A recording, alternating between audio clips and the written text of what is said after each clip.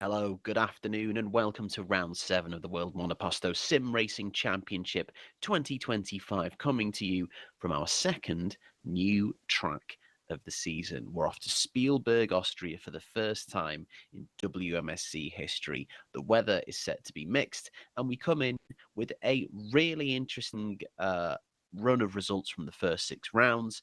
5 different winners, including a first-time winner last time out. So we're expecting another close fight at the front with the same 3 teams dicing it out at the top. How will they shake out today? We will see very shortly. Once again, though, to find out with me, I'm joined by Robin Ciuman. Robin, good afternoon. How are you? Thank you, doing very well, and very much looking forward to this one. As Spielberg usually is a track that provides some very great racing. Absolutely, it does. And before we head out to the track with qualifying just starting, let's have a quick look at the standings. Lucas Murno took the lead of the championship last time out, despite not winning, benefiting from Pascal Poland's unfortunate disconnect. First-time winner Axel Flam closes the gap to the top 3, but at the minute, Murno, Polands and Pushka for their respective teams leading the charge. Reuven Meshadis sat 5th at the moment, but will drop down the order as his SEMM contract came to an end before the last round. So Peckley, Knezovic and Smith hoping to shut the gap and get ahead as the season progresses. In the constructors, well, it's very tight at the top once again, 1 point separating Vanguard and SCMM. Scuderia Cesario, though, they're third at the moment, but there's reason to be potentially positive for them. In the meantime, Holland Racing Team versus United Racing Club for the best of the rest. Lucky Hamish 6th in their first season in the sport. Potenza and Beta Julia having an interesting fight with Magnum scoring their first points last time out. Still awaiting score for Infernal Void, Velocita and Bravo Snow Shatton. Now, qualifying is just about to start, but weather is going to play a part today. And as you can see, rain throughout the session in both qualifying and the race. It will very much dictate the strategy. So we will head out to track as we believe cars should be making their way round Spielberg right now. And we're on board, and it's wet tyres on immediately. And it's Pascal Polands, who is so often the first man out to set a flying lap, and very tentative through turn 3. You can see there's DRS boards there, just a reminder, no DRS in these cars. They have to make all their moves the old-fashioned way. We go on board for the first flying lap of this circuit in WMSC. As you can see, he's having to tiptoe it round. Clearly a lot of surface water. Remember, there's no intermediate tyre as well this year, so it's not like they're using the inters because they're not using the inters because it's full wet. It's the fact that the wet tyre is their only wet weather option. You can see he's having to take it really gently through Rint and the final turn 10. Bit of a slide there, power down, and the first marker comes in for Pascal Polands. It's a 1 minute 16. Laflamme is just 400s. Oh, was 400s of a second behind, but Lucas Murno 4/10 quicker. Gustavo Fragoto, though, extending track limits there. Remember, are policed by the game, so he will have to back off quite considerably. But the lap, as you can see, does stand. In terms of Danilo Vaz for Velocita. Paolo Alami for Magnum Motorsports. I just had a quick glance on the live timing that we have, and João Fernando and Aaron Curtis seem to be out on the performance, so the dry tire. Let's see how their attempts are going, if that information is correct, as we've just got confirmation that there will be a 2 positions grid drop for Danilo Vaz, who is filling in at Velocita Virtuali. Yeah, so we've got Danilo and Jendrik. Jendrik being the first choice driver, typically for Velocita afternoon. And yeah, it does seem that the information is correct. We do have a couple of people on performance tyres, the soft. No rain is falling at the moment, but the track is 5 to 15% wet, so interesting to see if they can make those dry tyres work. As long as the rain doesn't fall, as suggested by the forecast, there should be a little bit of a window in the middle of this 15-minute session where the track might be dry enough for those dry tyres, and it's getting the timing right is going to be vital for your grid position and getting the best lap. And Vanguard seem to be going on to that gamble. So João Fernando is in before setting a time and changing tyres again, but the 2 Vanguards have just been to the pits after their first run, and they have changed to the performance tyre as well now. And Benton Reader, by the looks of it, is also making that switch as well. So yeah, I think everyone is slowly making that change. Mateus Machado only 17th there for Potenza. Meantime, here comes Aaron Curtis, and I think that is an immediate indicator that maybe it's not quite the time for the dry tyres yet. Tiptoeing, it is enough to put them up to 19th, but still 11 seconds off that time set on wet tyres. You can see the grip isn't there. And here we have a newcomer, a debutant in WMSC, Renato Riveda, for Potenza Esports this afternoon. Interesting to see how they perform. And Dominic Rustemeyer has just been handed a 3-place grid penalty for impeding as well. And is a bit of a hallmark of this circuit because it is quite a short lap and it's not the widest of circuits. So we might see a couple of impeding penalties here today. And that affects Dominic Rustemeyer's afternoon straight away. Yeah, it's a difficult combination. A very short track, 21 cars on track, and on very different tires, as we've seen the dry tires or the slicks at the moment not providing too much grip, so it's also difficult to get out of the way. As Lucas Murno, who's still on the wets, has put another first sector purple. Yeah, he seems to be showing that it's not time for the dry tyre. We've even got Philip Pushta going out on the hard tyres at the minute. I think any of them just trying to make a dry tyre work, but I just don't think the track is dry enough yet. It's not just purple. It looked like a resounding improvement for Lucas Murno. This be quite an ominous time if he can keep it together for the final turn. Up towards the line we go. This could be very quick indeed. It is a 1 minute 13.9. Gaps the field by 2 seconds. Knežević, though, does jump in, as does Peckley. The track is drying, and it's clearly getting quicker, but it's still in the wet tyre window, it has to be said. Misha Smith, I imagine, is going to jump into the top 4 as well. Even better than that, second for Misha Smith, who was missing last time out. Good return. Times are about to tumble. Hubert's being right over the curb there, over turn 10, but seems okay. Lap unhindered. It's an improvement to the top 10. Hollands has given up on the slicks. He's back into the pits, or he has been back to the pits. But he's on another outlap, according to my screen, again with performance tyres. Interesting. It seems intense. Try and find the window. We're expecting more rain to fall at the end of the session, so I think there might be a handful of drivers who are going to persist with the dry tyre in the hope that they can find the magic window where they can get a dry tyre time set and then benefit from other people maybe missing that small window. So maybe that's why they're persisting so insistently with those dry tyres.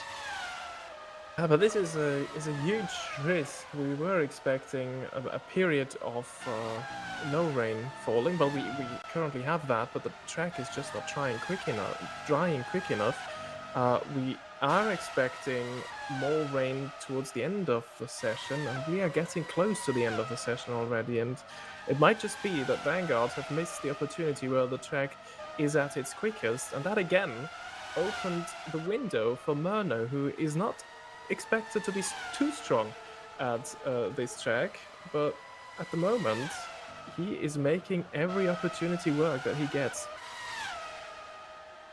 No, absolutely he is. It was very much the story of last week as well. Wasn't expected to be up there at Monza, and then ended up converting for second place.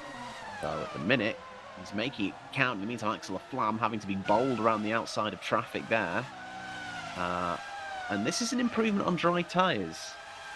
So could this be an interesting turning point? It's still critically, though, not quicker than Lucas Murno. But how far up the field he jumps now will be interesting for other people. No, Dale's out of it. In the meantime, Maximilian Jaeger up to fourth in the Better Julia. Poland's, though, purple on dry tyres. Are we hitting the turning point?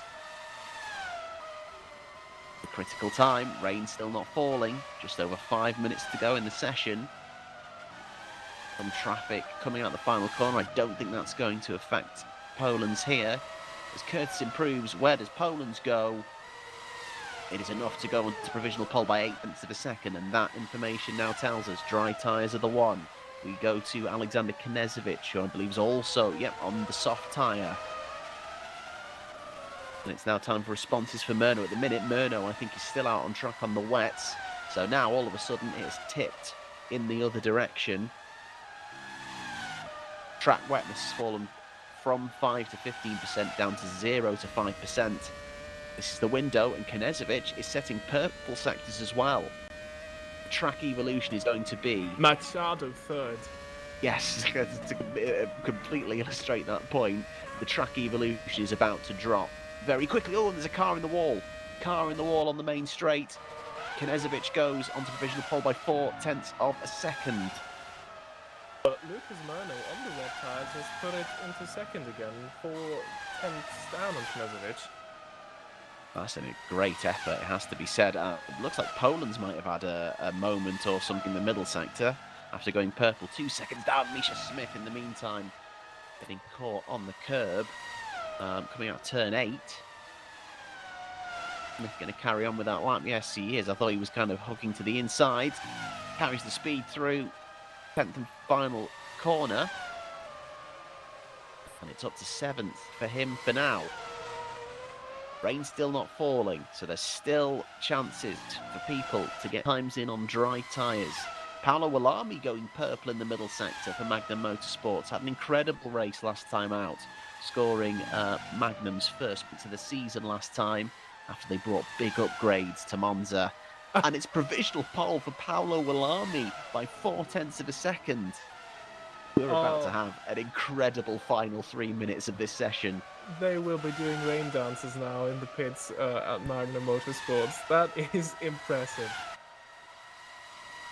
And Rustermeyer, obviously, with a 3-place grid penalty for impeding, will want to get up the order. Going to be an improvement. Should be into the top 10, I imagine. Up to 7th. And Laflamme goes up to 1st. Oh, Misha Smith, that is going to be a big improvement. Oh, it was, but bails out. Was the traffic an issue there? Why did Misha Smith bail out of that lap? In the meantime, Daniel Benton-Reader is going purple and is faster by 1.2 seconds in the middle sector. He's a bit of a qualifying expert. He's known for that, and he's just proving why he is. And this time, this is going to be an improvement because he will finish his lap.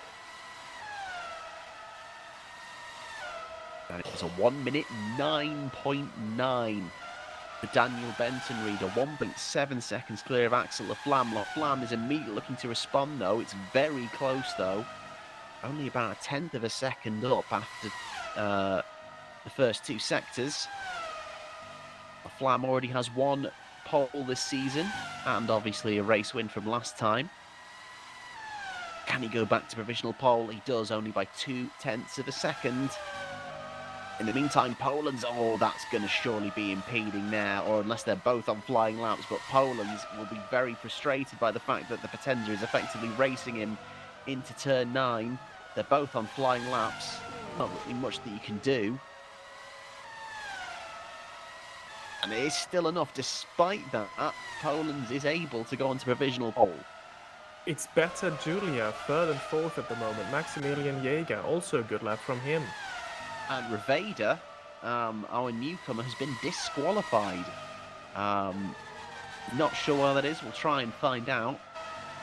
After Maxime Bolio did a bit of a sub scoring points last time out, Reveda has gone in the other direction, unfortunately. In the meantime, Pushka up to provisional pole, 0.6 of a second. The track is still getting quicker and quicker. Murno, is this going to be an improvement for him? It was a purple first sector. It was a personal best middle across the line. Murno can only go second at the moment. Rain still isn't falling with only 30 seconds left. It seems like dry tyres are the option, and the track is going to keep getting quicker and quicker. Who can time it for as late as possible?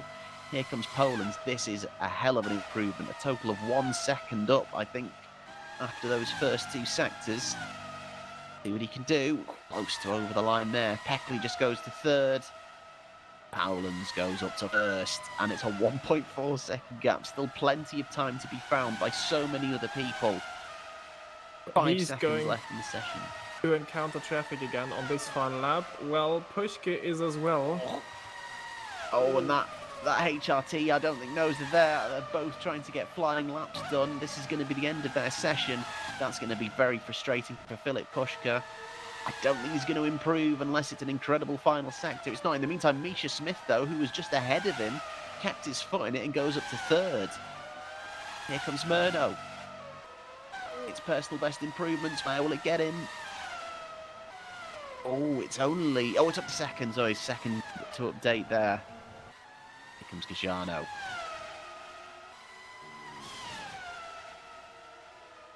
There's a car off in the infield there.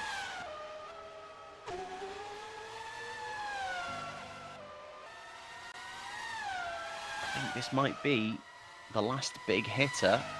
Final round, Peckley does improve ahead of Smith. But this one might be good enough for a top 3, top 4 still by Gajano. Really tidy exit from the final turn. Here comes Gajano across the line, and it's enough for 4th. I think that might be us done. That was a frenetic session with track evolution playing a part. The rain did not fall at the end of the session as predicted.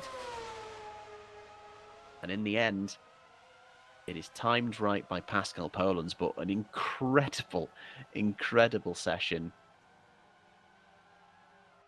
And Pascal Polands takes his 3rd pole position of the season, and it's back-to-back poles for him as well.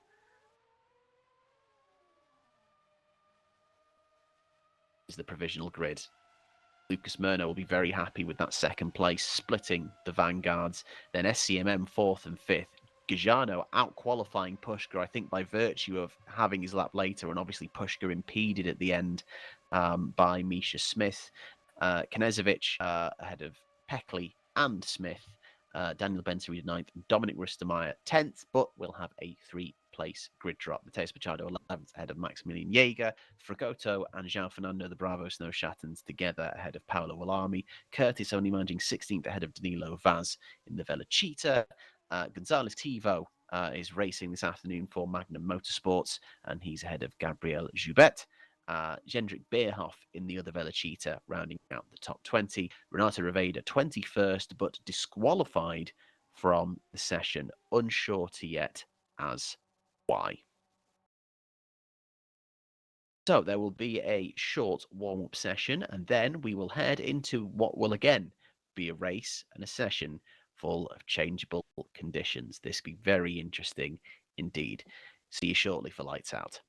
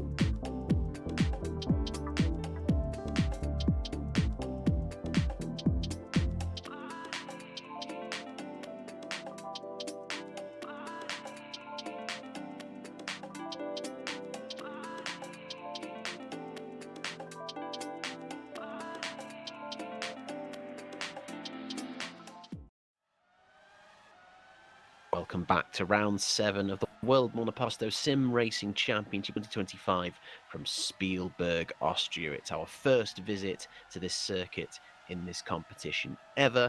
Apologies for the slight delay in coming back from the warm-up. There are just a couple of issues being sorted by race control, including the application of a couple of additional penalties for Paolo Wallami and Misha Smith. We will go through the full grid once we jump into the race session, which should be any moment now.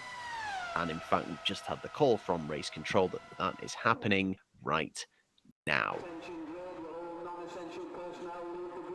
And here we go. So let's have a look at the starting grid with penalties applied. Pascal Polens takes his third pole of the season ahead of Lucas Murno, splitting the vanguards. Gino Gajano in his third race, stepping in for his own team in fourth ahead of teammate Filip Pushka. Knežević is sixth alongside Gabriel Peckley, and Mateus Machado very happy to be in eighth. Potenza looking strong over the past few rounds. Row 5, Maximilian Jäger and Gustavo Frigoto. Rustemeyer getting a 3-place grid penalty, dropping him to 11th. Alongside the other Bravo Snow Shatton. Gonzalez Castillo 13th alongside Gabriel Jubt. Curtis is 15th alongside Wallami, who had a grid penalty of their own. Nilo Vaz alongside Misha Smith. Smith having a penalty for causing collision. Was supposed to start in the top 10, down in 18th. Daniel Benton Reed in 19th alongside Jendrik Beerhoff in 20th. And Renato Riveda disqualified from qualifying, but will start last on the grid. And we will have a formation lap. I must admit, we weren't expecting one as it was not tested to our knowledge ahead of the session, but we're going to risk it again. So we will have a formation lap. And as the cars make their way around, Robin, time to put you on the spot. Who do you think is going to win this afternoon? I think Poland is going to put it right after Monza, barring any disconnect, of course. Yeah, I'm going to go with Poland, even though it is maybe a boring pick. So, who is your favorite to win this race? Oh, I mean, you know what? I would also say Poland, but I feel like I now need to try and throw the cat amongst the pigeons. I'm still going to go for Filip Pushka, actually. I think Filip Pushka might have a chance from 5th. I think he's good in changeable conditions. He's won a wet race this season. I think he's very good under pressure and can just, he's very good on race pace. So I am going to say a surprising Filip Pushka from 5th. But I also do slightly agree that Poland's is seeming choice. But let's not write off Lucas Murno. We weren't expecting him to be up there, but he's performed very well throughout qualifying. He did the exact same thing. We weren't expecting much from him in Monza. So maybe we won't write him off too early either. Absolutely. I mean, he was on the podium every race this season, except for the season opener. So he's on an incredible run of form. That he is indeed. Wait for the cars to line up.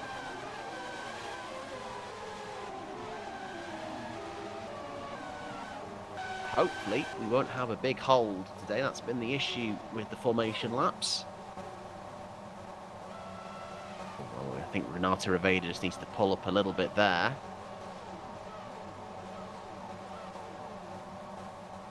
We are awaiting those beeps of those lights coming on.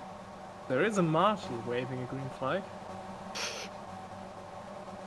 Like he's slightly being disregarded at this point in time. I think. Well, there seems to be an issue unless someone isn't on their marks. I mean, as you already pointed out, it looked like Riveda is very far back in his position. From this angle, it doesn't seem like anyone is too far out. It's Oh, still Riveda definitely needs to pull forward.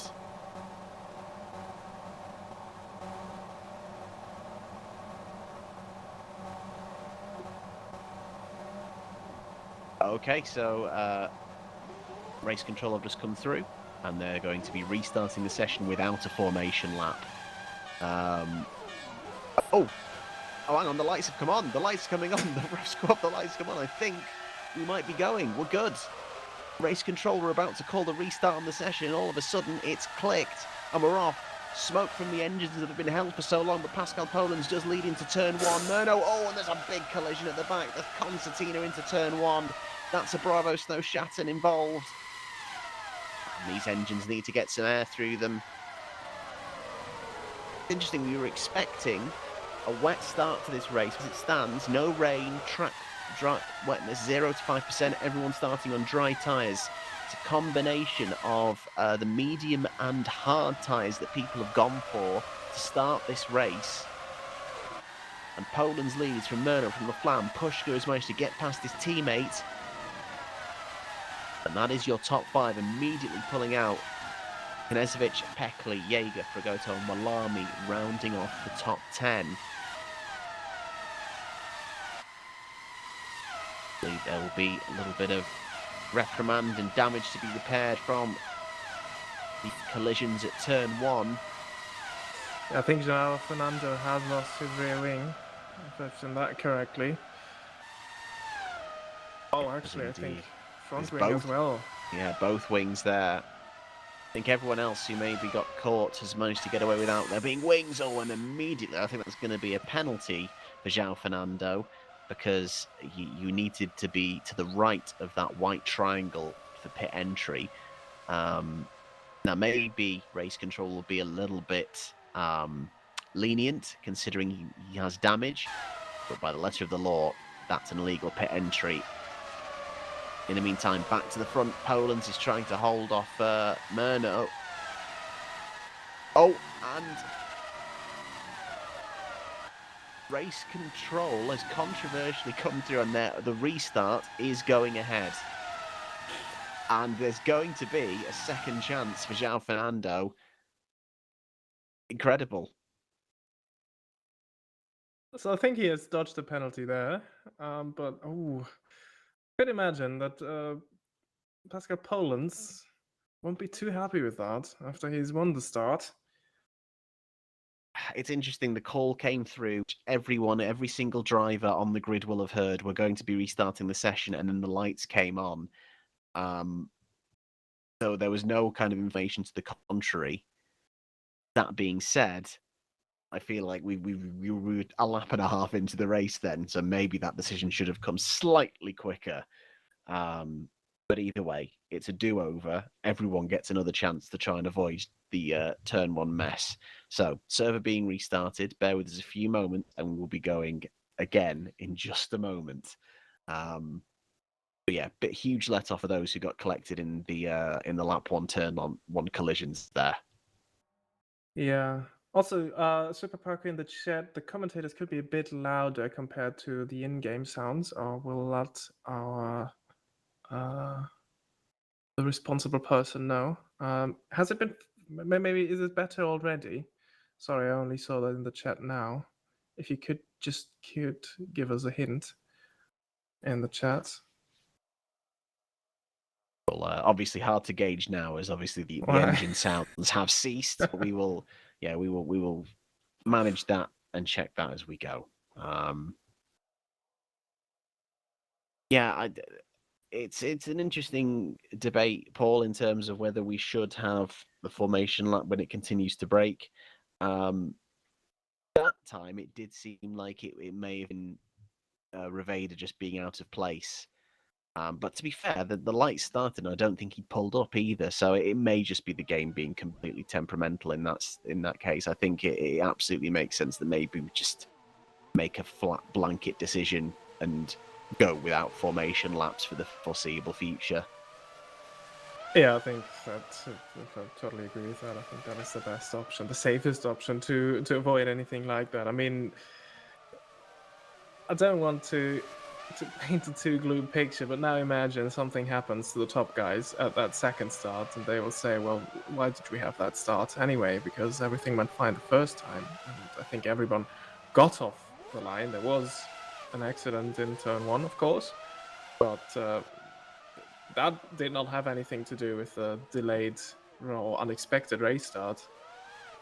Because as far as I could see, everyone got off the line well. So Yeah, and obviously, we are looking back at Paul Muller, team boss of Infernal Void and Velocitas' earlier comment.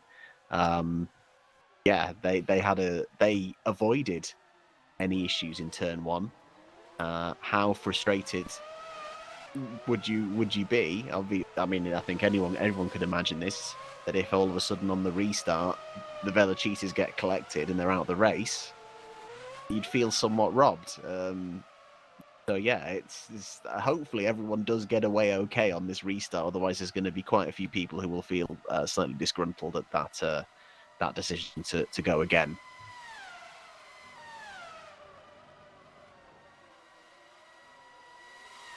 I believe, obviously, we've got the warm-up running again at the moment. I believe this is just a case that Race Control are having to rebuild the grid, inclusive of all those grid penalties. So I think that is why we're just having a slight delay once again. It also looks like we had 21 runners confirmed, and we are missing one. yeah, that may be another issue that we have now. Someone is disconnected from the server. We're just trying to get whoever that person is back in. Let's all play a game of spot the absentee. I think Yeah, no, Knezovic? Knezovic. I think you're right. Holland Racing Team's Alexander Knezovic, and there he is, popped in. So, at any moment, we should hopefully be able to go again.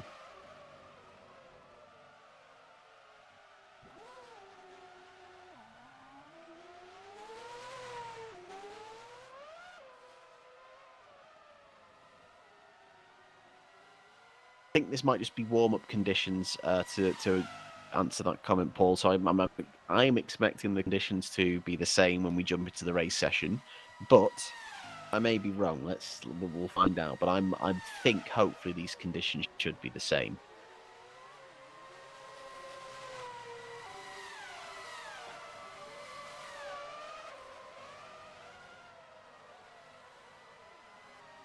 Bear with us as Race Control just rebuilds the grid. We will go without a formation lap in just a moment.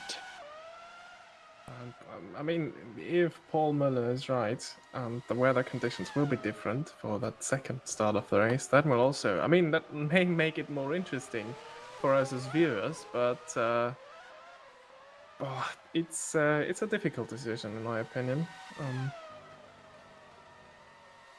Yeah.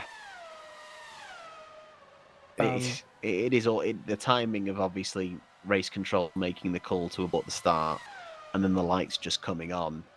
Obviously not ideal, but I think it's almost a case of cut it off. Then almost say, even when the lights are going on, just immediately reaffirm. No, we are restarting. We've already called off this start.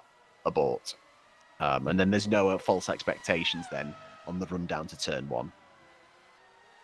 So I just got word from Kevin Peters, team boss of Vanguard Engineering and United Racing Club. So he says the decision for him is okay, because the call came before the start and they were not quite ready for the start. I mean, I expect everybody was surprised when the lights did eventually come on. So.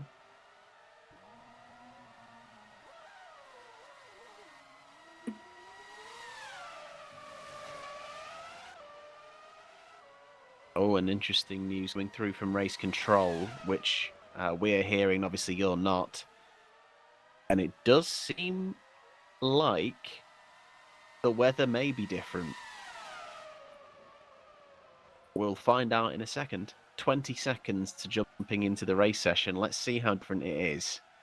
I think it's a fair comment from Kevin that obviously they called off the start before the race begun. I think the confusion probably comes in where, a lap and a half was then waited to actually reaffirm that. Because for all intents and purposes, we kind of thought, oh, well, the lights are going out, we're going to go. Yeah. Okay, so compared to the first race start, which had 0% of rainfall and a track wetness of 0 to 5%, we have, it looks like, 0% rainfall, but track wetness of 15 to 60%. So this time, everyone is starting on wet tyres with the exception of, Aaron Curtis might be on the wrong tyre. Hopefully, Curtis can rectify that. Yes, it looks like they have. So yes, everyone is on the wet tyre. And a confirmation has just come through again from race control. No formation lap. So we are just waiting for the grid to populate. Less than a minute for everyone to get on the grid.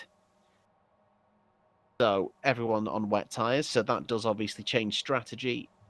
With it being a confirmed wet race, you don't have to use the 2 different compounds of dry tyre, but we are expecting the track to dry up, so it will all be about judging the crossover period. There's no intermediate tyre, just a set of dries and wets. Here we go. The revs go up, the lights come on,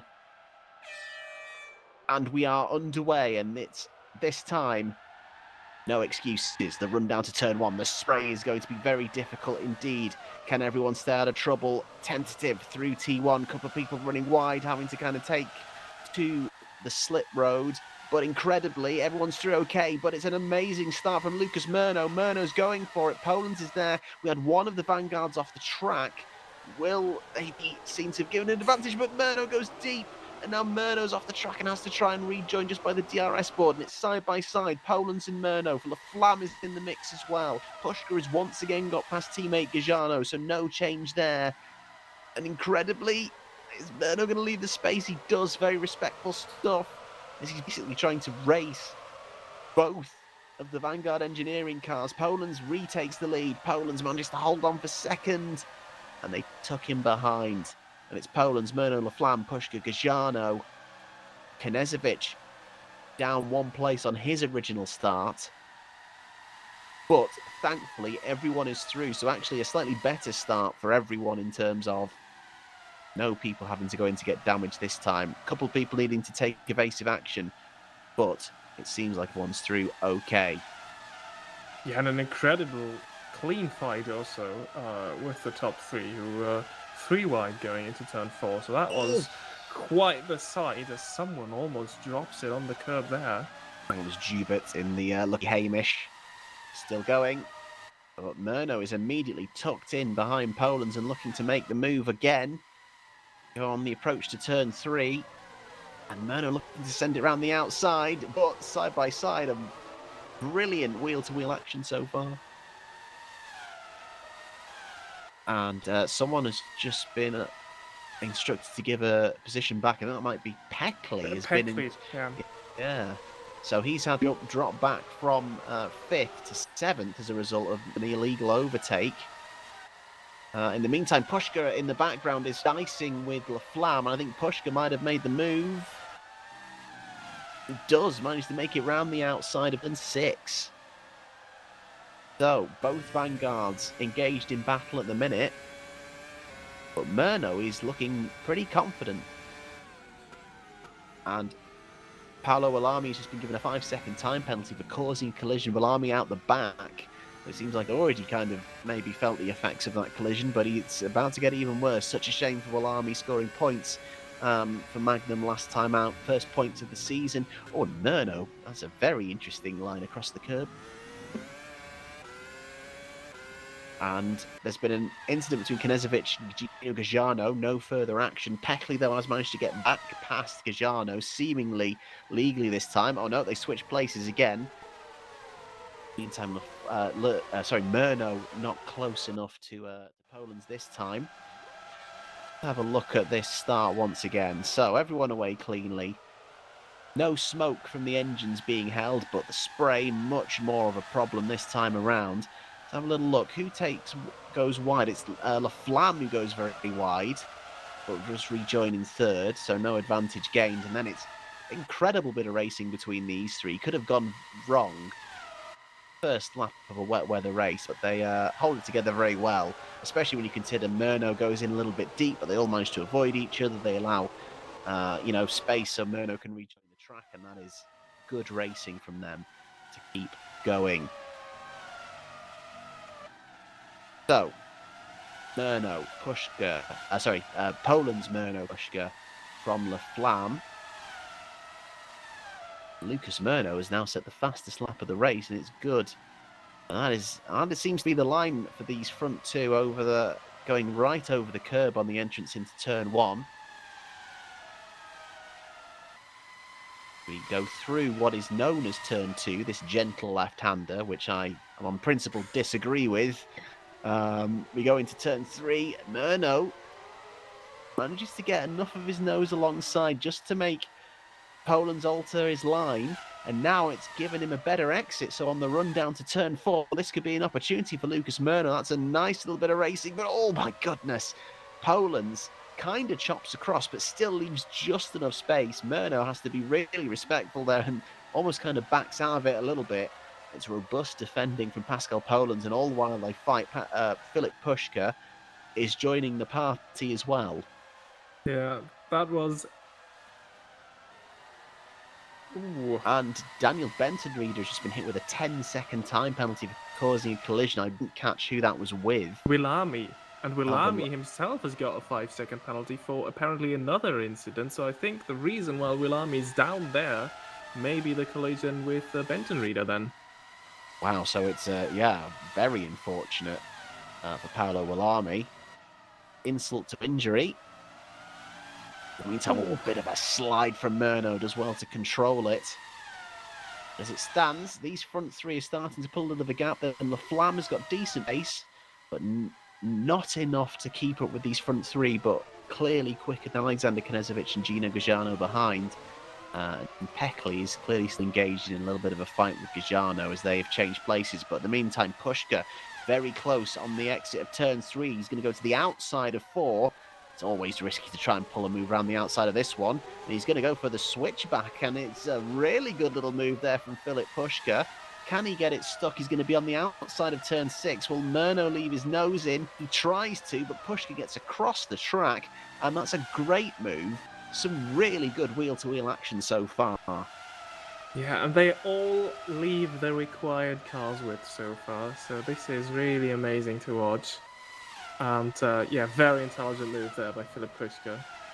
Because sticking it around the outside is incredibly difficult there, especially in these conditions, but then just waiting for the other car that chooses the inside line to run that little bit wide and then do the switchback. Brilliant racing there by Puška. And it's been a great start. Remember, starting fifth behind his teammate. He's just undone a lot of that hard work. Goes a little bit wide on turn one. Has to grind the sausage curb Tony Hawk style. And that's immediately undone it. He's going to try and make the move once again. Has to wait.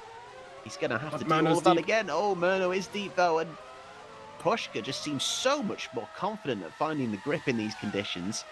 On the inside this time on the run to turn four. Can he finish off the move? This is all good for Pascal Poland. It's allowing him to get away. Murno tries to recreate Puška's move, but doesn't quite get the momentum to the inside. Puška does retake second.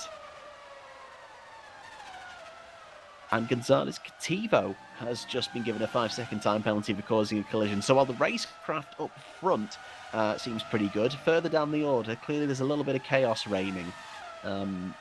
But from everything we can see up here, this is a really good racing between Puška and Murno. But Puška will be slightly frustrated. He's cost himself a little bit of time there to Pascal Poland.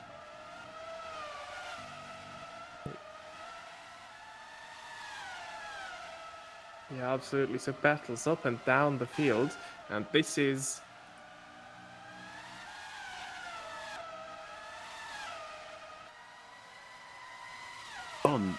Paolo Willami's just been given an extensive warning. I didn't catch what that was for then.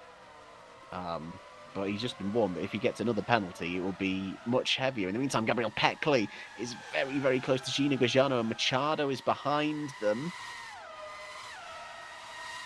Now as we approach up to turn three, and they both go a little bit deep, and all of a sudden Machado might fancy his chances. And they're concertinaing up. It seems like Gagiano is a little bit of a cork in the bottle here. They're starting to gather up behind. Peckley clearly wanting to try and clear Gajano. He did so earlier in the race, but it was illegal, so he had to give the place back. Yeah, there must have been some chaotic stuff been going on with P5 to 7. We also heard of a warning between Knezovic and Gagiano. Or no further action, actually, and that is Gagiano down to 7, I think. Yeah, he goes a little bit deep, and it's well taken by Peckley there. Very bold to get the move done on the outside. And there's another incident between Peckley and Gagiano that we clearly missed, but it's no further action. Don't think it will be the one we've just seen, though, as that was all pretty clean. Oh, Misha Peckley Smith goes ahead, and Smith's looking at the inside of Machado. Bang wheels, but it's respectful enough just. Move not done, though. They're going to go side by side on the run up through 2 to 3.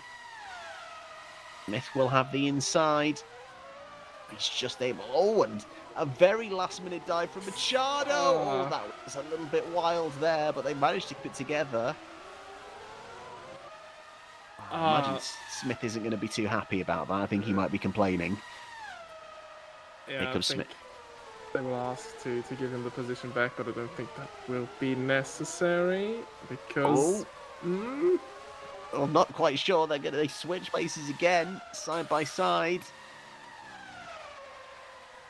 We've had a couple of these exchanges where it's cars trading, swapping positions inside and out. And Misha Smith does get the move done for now, up to 8th. In the meantime, Paolo Army is in the pits,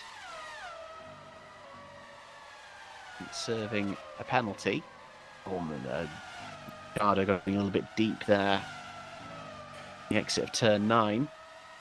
This may also be a topic later this race. Of course, track limit warnings and penalties are issued by the game itself, and the Red Bull Ring, notorious for track limit warnings and track limit penalties. Machado got a warning for that situation that we saw earlier when what could have been a fantastic move without that slide where he hit then Smith in the side of the car. But he just gets a warning. Now, no penalty. A couple of interesting things going on here. First of all, Philip Pushka has not been able to drop Lucas Murno. The other is, you may see Dominic Rushton drop down to 20th, is in the pits. And if the timing sheet is to be believed, he may be risking a dry tyre at this point. It's saying he's putting the option tyre on, which is the medium compound. Track wetness is still at 5 to 40%. So here comes Dominic Rustermeyer. And it's the medium tyre. So it's an early risk for Rustermeyer, who was outside of the points. And, you know, when you're outside of the points and there's crossover with weather, it is always worth trying to take the risk and see if you can time it right. There is a dry line gradually appearing, which you can see. He's going to have to be very careful. He's going to have to keep it on rails in that dry line at this moment in time. Yeah, that is the thing. I mean, we can see this dry line as, again, Misha Smith versus Matheus Machado is going on. And Smith stays in 8th, but goes deep, and I think that is advantage Machado for turn 4. No, it isn't, because Misha Smith seems to have the quicker car in a straight line, or at least on traction. And watch out, Daniel Benton Reeder's there, and Benton Reeder almost, and he's kind of created a gap that was about to shut. That would be quite interesting if that gets called up. Benton Reeder to the outside now. Will Machado hold him off? Oh, Smith has gone deep. Smith goes wide. A bit of an unforced error there from Smith. Machado to the inside. Oh, they just about hold it together. Smith onto the curb. Can Benton Reeder benefit? Machado's through. Benton Reeder's going to go to the inside of turn 9. It's going to be interesting if they go side by side through here. Oh, Machado going incredibly slowly. Oh, and they tighten pull in. That's going to be awkward with people trying to slow to get in there and make sure they don't overextend that pit line. But both Machado and Smith at the same time go for the dry tyres. And actually, I think people are finding this is the crossover point. There's quite a few people going in to switch to dry tyres. Dominic Rustermeyer and Paolo Wallami already on the dry tyres. And Rustermeyer clearly not too bad on pace. Gajano's out. Gano, I think, is going for a hard tyre. This is going to be interesting to see if people can pull any undercut here at this point. And here comes Misha Smith. They've dropped right down the order because of how built up the field is. It is a bit of an even split between people going on the hard tyre and the medium tyre. And Rustermeyer is actually ahead of Smith. So that has really served Dominic Rustermeyer very well that time on the dry tyre, because Rustermeyer was nowhere near.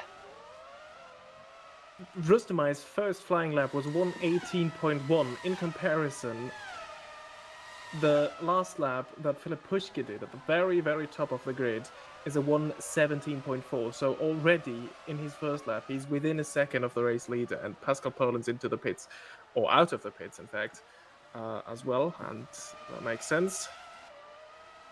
Oh, and Misha Smith has just been penalised for touching the pit exit line. So clearly kind of understeering out over that line, and that's 5 seconds for him.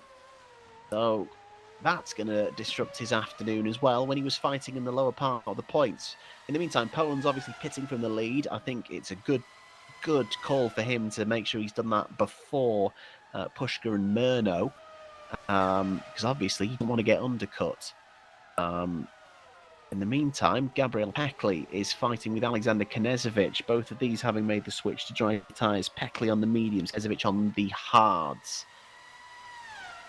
Everyone has kind of made a slightly different decision with regards to what dry tyre to go on. We are expecting rain again, but towards the very end of the session. And that's not guaranteed, because we were expecting rain towards the end of qualifying as well, and it never came.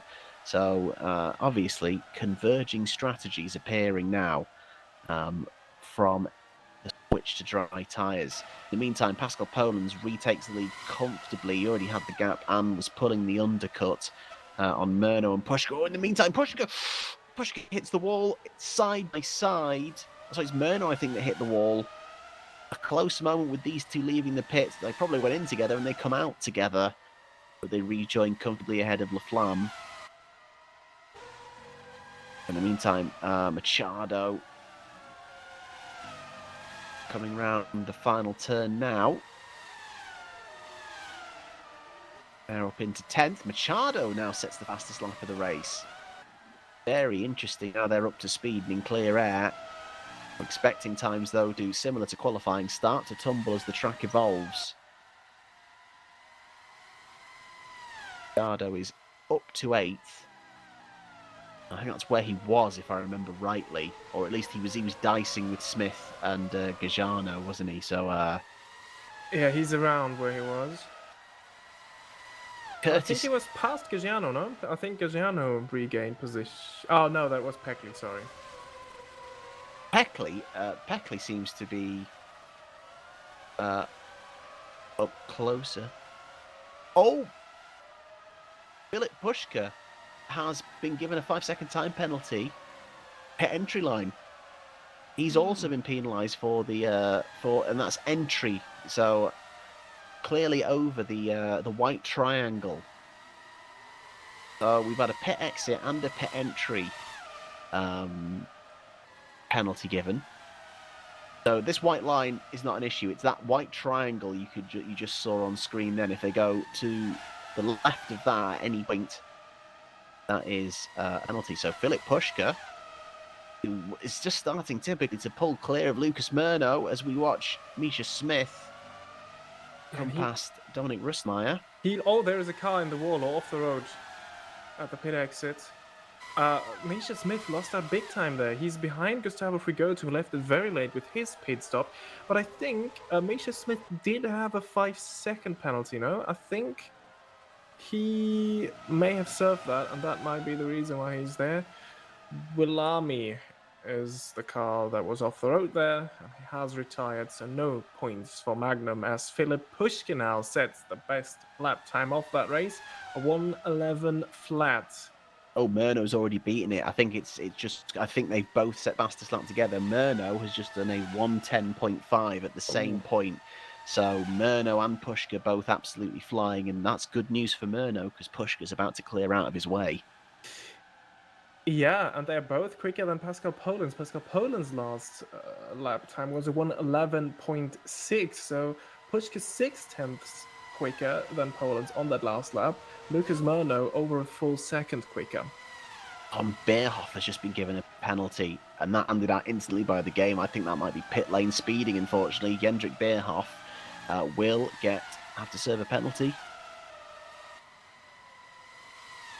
And some good news for Jendrik Beerhoff. There was an incident between him and João Fernando, and that has just been declared a racing incident. So that's only one thing to worry about. In the meantime, João Fernando sending it up the inside of Reveda.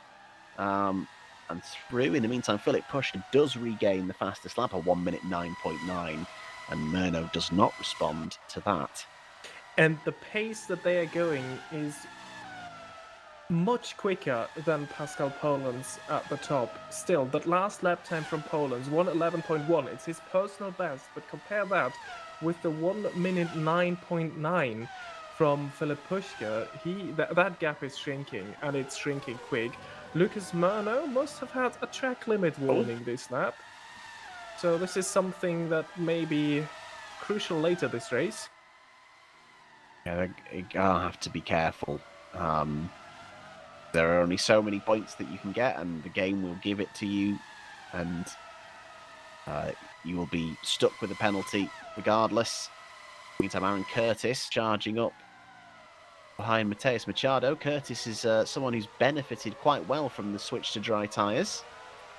Not in the points before, but firmly in there now. And Gustavo Frigoto for Bravo Snowshatten also running in the points just ahead of Daniel Benton-Reader.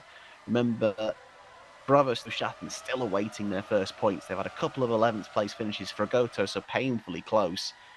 Another chance this afternoon. Curtis just losing a little bit of time through turn 6 there, though. It's not completely dry yet, the track. Gino Gajano now firing in a fastest lap of the race. Yeah, that is interesting. Well, Poland's at the top, still struggling. 1:10.1 his last lap. Again, 6/10 slower than Philip Pushka in second. Axel Flam's fastest lap is also quicker than Pascal Poland. So these conditions not suiting the vanguard of Philip Poland's, at least Pascal Poland's, too well. Yeah. It seems unclear as to why Poland's might be struggling. Because there's plenty of people going quicker. Oh! And Frigoto spinning into turn 3 under pressure. Down to 12th. Misha Smith inherits a place as well. And that was an unforced error from Gustavo Frigoto there. Yeah, there was a back mark in the way that almost got in the way of Benton-Reader, but that had nothing to do with Gustavo Frigoto. That was foot. Oh, Danilo Vass has just been given a 5-second time penalty for blue flags. There are 5-second penalties being handed out like candy this afternoon for a variety of different reasons. And that is both Velocitas with 5-second penalties, unfortunately. Now here comes Gustavo Frigoto trying to recover from that spin. Got Dominic Rustemeyer 7 seconds behind. I think that's a back marker actually on the road, just behind Frigoto. It's Gonzalez Cativo, I think.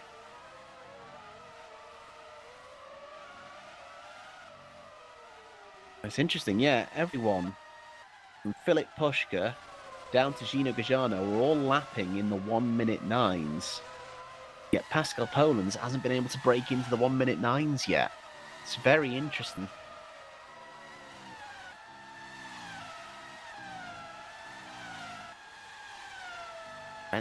Daniel Benton-Reader, obviously not present for Better Julia last week, back again, but is a regular point scorer and is back fighting in the points again. Peckley. Gabriel Peckley has just tumbled down the order. Oh, very interesting point. He was... No, he's got... Where is Is he? that a disconnect? Is he going to suddenly pop back into existence, or are we about to see him disappear entirely? That might be a disconnect for Gabriel Peckley. Running comfortably in the points. As you can see, he's not there. Yeah. No, he's off the... Is he off the road? I think... That might have been an onboard that we saw there. The No. karting track. Gabriel Peckley is running his own race, it seems. I think Gabriel Peckley has vanished off the... Oh, there he is. I think he just popped in. It might have been an almost disconnect. Well, it's very costly. A lap down on the leaders and down to 17th, and Gabriel Peckley is now on recovery mode after being in the points. That's a real shame for him, but still plenty of time to go. So maybe points still on the table. He's got a good car under him, and Peckley is a good driver, but that is unfortunate. Things have just been made a lot harder for him. But on a day like that, everything is possible. And remember, we still expect some rain. We don't know if it's really coming. Best example is the qualifying session, but there is still a chance for Peckley to recover from there. Good thing that he did not disconnect fully, because then he would have been like 1-2 laps down. We saw it with Pascal Polens 2 weeks ago. Meantime, Misha Smith is reeling in Aaron Curtis. Looking quite foreboding, although Smith got almost over-rotating the car through the downhill turn 4.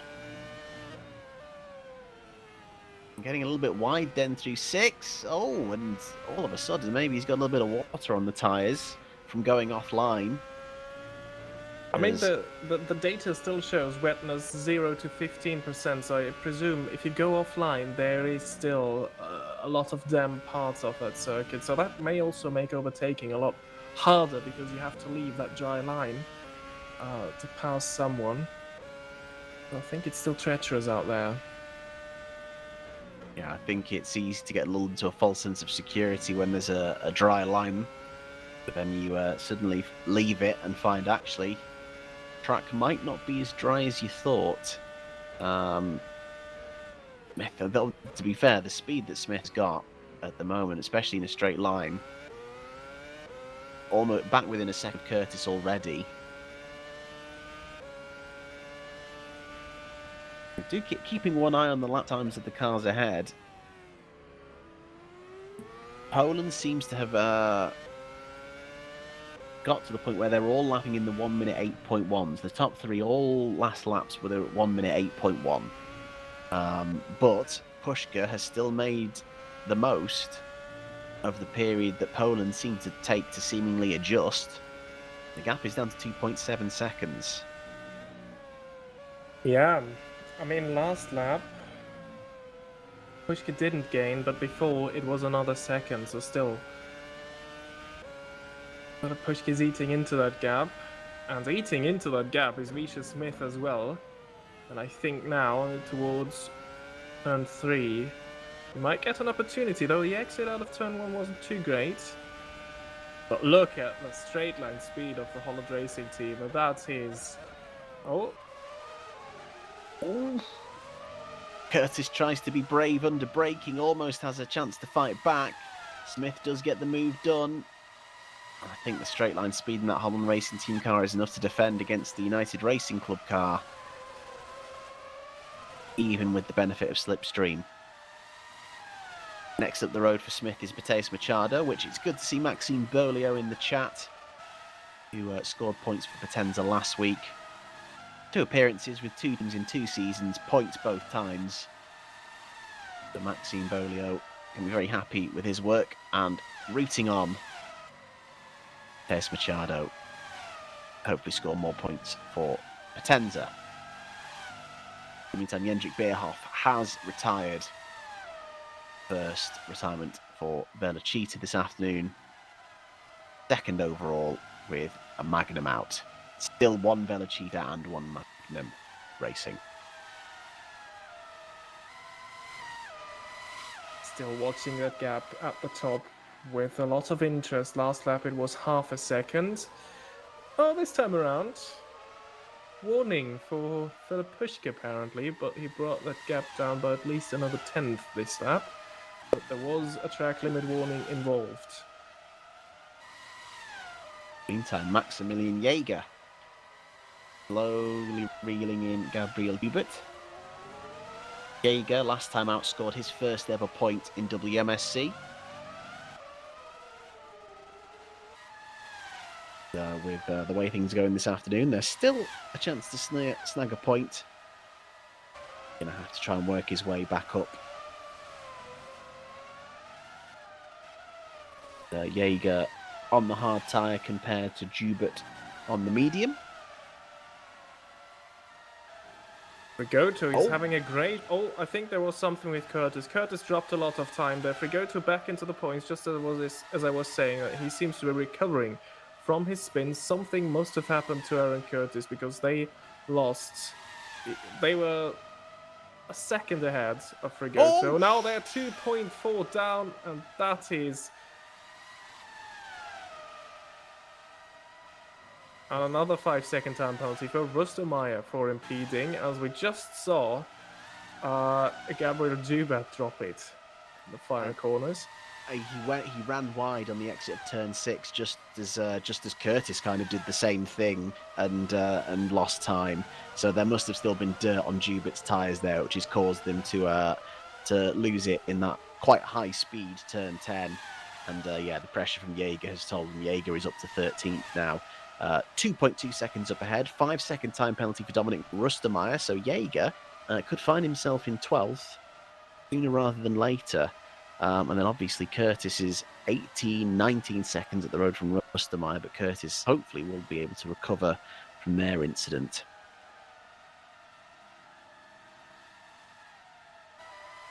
Now, back up the front, Poland seem to have responded slightly. Even though I'll say that Puschke was just at the fastest lap of the race, but Poland's was only 0.2 slower. So Poland's is at least keeping pace with Puschke. But the interesting thing is obviously Poland's is running the medium and Puschke's running the hard. So there's going to be obviously a change in terms of tyre degradation and when they're going to have to stop. Yeah, and I think that is another 5-second time penalty for Roveda, also impeding. That is the nature of this very short circuit. We talked about it in qualifying already. So there's a lot of lapping and a lot of impeding, unfortunately.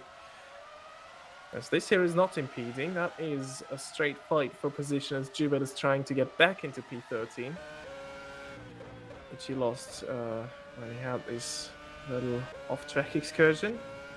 Very close to the gravel again there. And that was where all the trouble started first time around. I'm going to say, done a good job of kind of recovering and shutting the gap back in towards Jaeger, but immediately, maybe not helped by dirty air off the back of the Beta Julia. That has a near miss moment there coming out of turn 6. Yeah. And I think what you predicted is currently happening. So it seems like the pace of the performance tire, or the softest tire, for Puschke is now dropping. Now Pascal Polands is setting the quicker lap times, and that gap is opening up again as Jubert is off the road and spins the rears as a moment, rejoining this track. You could imagine that off the track there is still a bit of damp road, tarmac, so almost fell victim of that. But it was around lap 13 that everyone started coming in. So everyone's tyres are about 14-15 laps old, which shouldn't be an issue for the mediums as Gabriel Peckley regains 16th place after his trip to the Netherworld, it seemed, near disconnect. Got a lot of work to do, but we'll be pushing hard to see if he can still pick up points this afternoon, and Reveda not putting up too much of a fight there.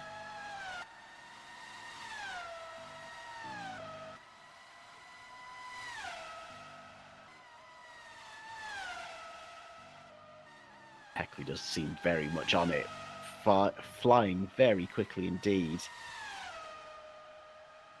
Across the line.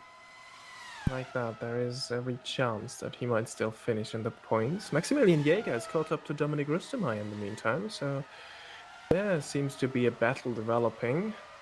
Here we have it. Reveda in the pits, so he might be the first one that comes in for second pit stop. Though he chose the option, which is the medium, so it's interesting. Unless that's just serving a penalty, I'm not sure. But here comes Jäger closing in very ominously on Rüstermeier.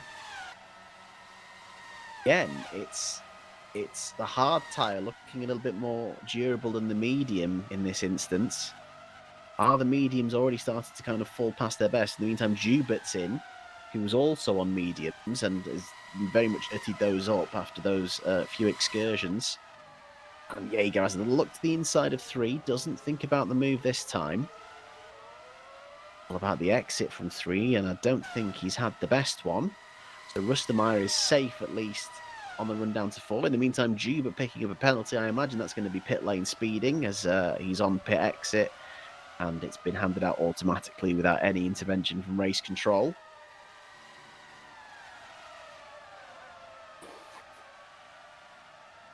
Actually, I just now realized that I got things wrong all the time between Poland and Pushka. Pushka's on the hard tyre, not the soft. I got confused by the color of the timing screen, where the prime is red. So, very sorry for that. So actually, it should be Poland's tyre that should drop off earlier than Pushka's, logically. But that doesn't seem to be the case. Poland's still on that last lap a bit quicker than Pushka. Has Pushka served his 5-second penalty?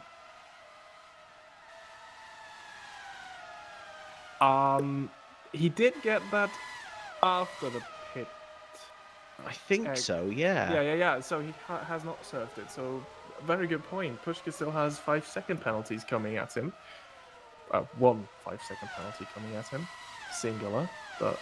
Yeah, which he can serve at his next stop, which basically it's a case of stopping for a moment at the end of the pit lane to serve it, which if you don't do that, it's then added on to the time at the end of the race. So I obviously imagine he will just stop his next stop. But and Danilo Vass is now been told to retire the car. Not sure where he's gone off the road. He's done it in a way that doesn't interrupt the flow of things here. And that is both Velacheetahs out of the race. Yeah, and crucially, at a race where it looks like one of their opponents, direct opponents, in Bravo Snow Chatham, might be able to finally score their first point. Frigoso currently still running in 10th. In the meantime, Maximilian Jäger is tucked up right under the rear wing of Dominik Rüstermeier to the inside of turn 3. A little bit of a squirm, but manages to get the car stopped, and that is a nice move from Jäger. I'll have to weave a little bit to try and break the toe. I don't think Rüstermeier is going to get back through just yet. Oh, and Jäger continues the push forward. Curtis next. There's a bit more of a gap up the road. Good 20 seconds between them. But it's solid progress. Right, sure. It looked like that next car is already Curtis. Isn't it? No, it wasn't. I'm sorry. That's okay. It was a slow moving car there. Was that Cativo going slowly, I think? Yeah, I think it was a Magnum.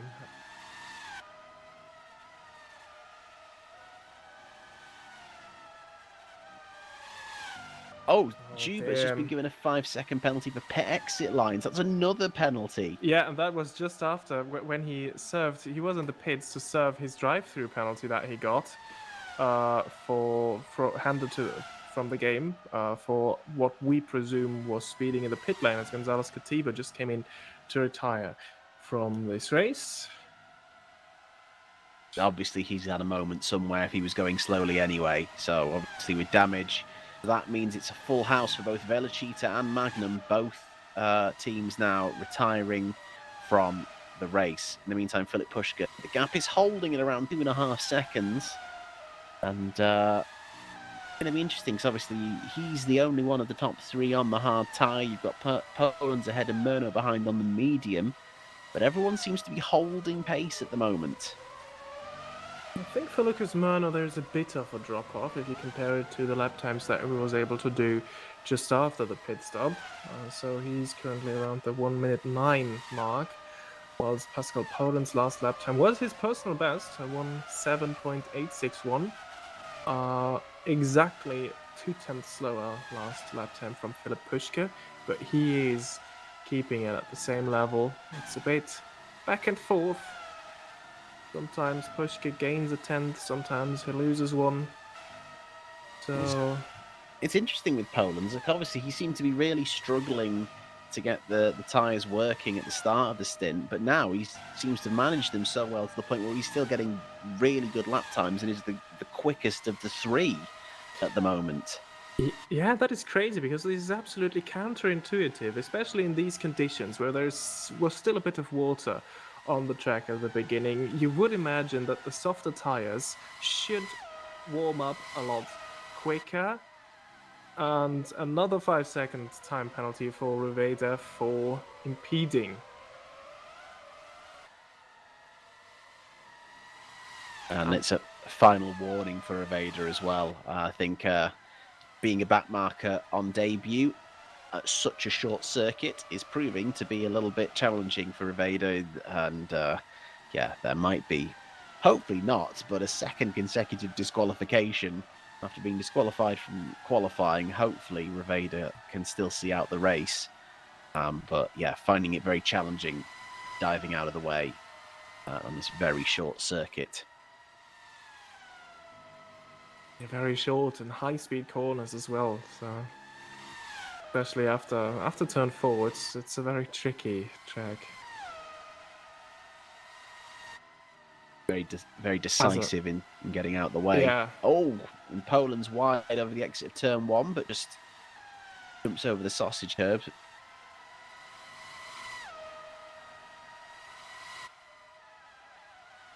Well, and it was a track limit warning for him. I can see it in the timing, in the live timing. There must have been a warning issued by the game. And it's only the halfway point. So I imagine we could still see penalties coming later this race. And the track limit penalties issued by the game are drive-throughs, so pretty hefty penalty that you will get if you do this a couple of times too often. Absolutely, they're going to have to keep an eye on it. I think Poland's, considering he has Pushka charging behind, just decided to take the hit on that one, so they can be strategic about when they get their warnings. You can avoid, if you do end up kind of breaching track limits, getting a strike from the game by just kind of letting off the throttle. But that time he clearly decided, I'll take the hit and keep up at around 2.5 seconds.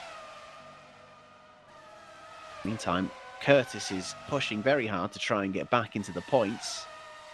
3.4 seconds to Gustavo Fragoso. It's today the day for Bravo Snow Chatham for their first ever point. Gustavo Fragoso has scored points in WMSC before, racing for SCMM, if I remember rightly, in the first ever season. But still searching for a first point for this new entry into the team this year. But look at the closing speed under braking.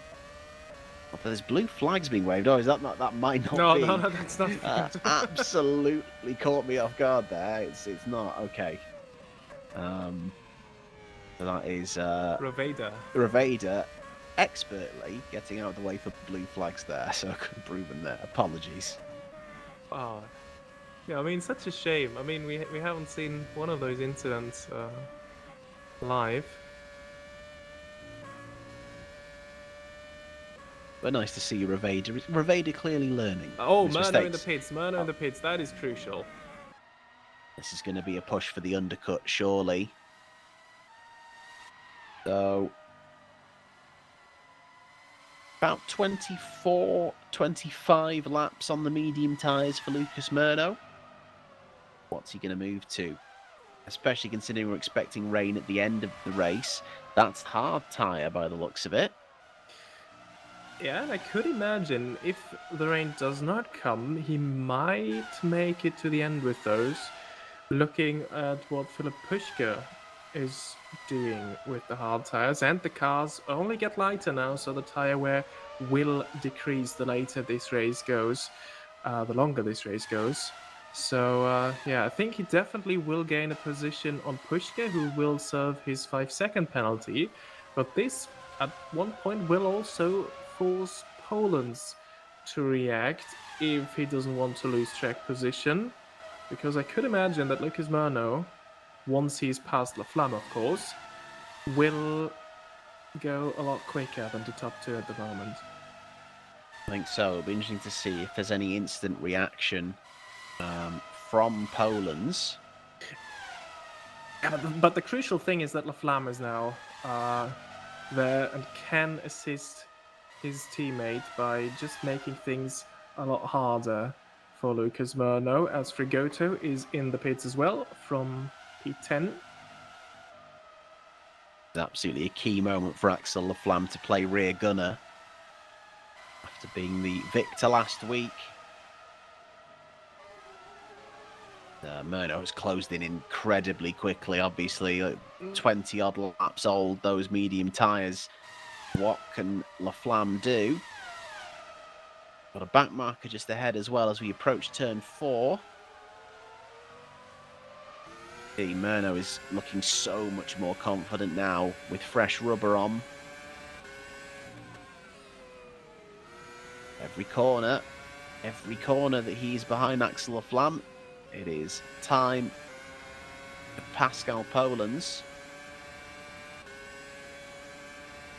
The La Flamme last lap was 7/10 slower than Philip Pushka, so he's losing big time. And there is a back marker in the way. Who's that? Is that Raveda again? It may be, and It a little bit is. of a weave there. Raveda does a good job of getting out of the way on that occasion. Oh, may have been a bit late though. And that could be an opportunity for Murno. Good exit out of turn 1. We know the Vanguard is strong in a straight line. Oh, and heartbreak for Frigoto. Pit exit line, 5-second penalty. That could affect his chance to get points. Well defended there from Laflamme. Goes to the extreme inside. However, this time, Murno is going to go to the inside. Oh, no, he manages to just chop across the front. And once again, Laflamme is going to defend the inside. He's going to have to make him go around the long way. Oh, it's risky around the outside. That is an incredibly well-executed move from Lucas Murno. Laflamme was just understeering out.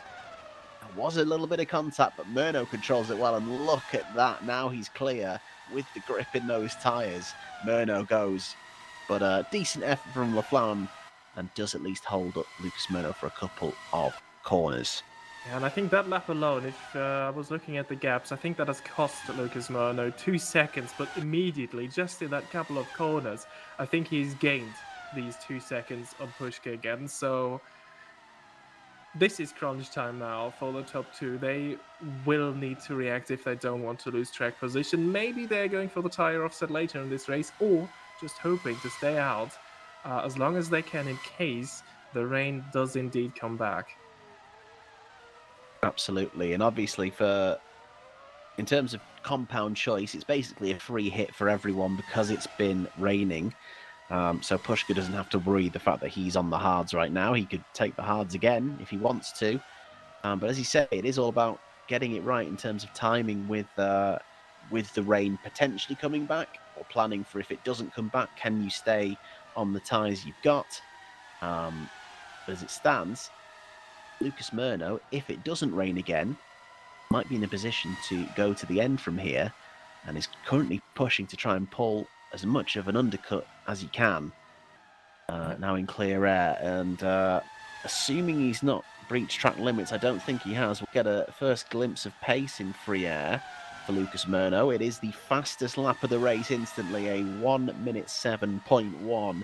And for comparison, that is over a second quicker than the front two, La Flamme in the pits.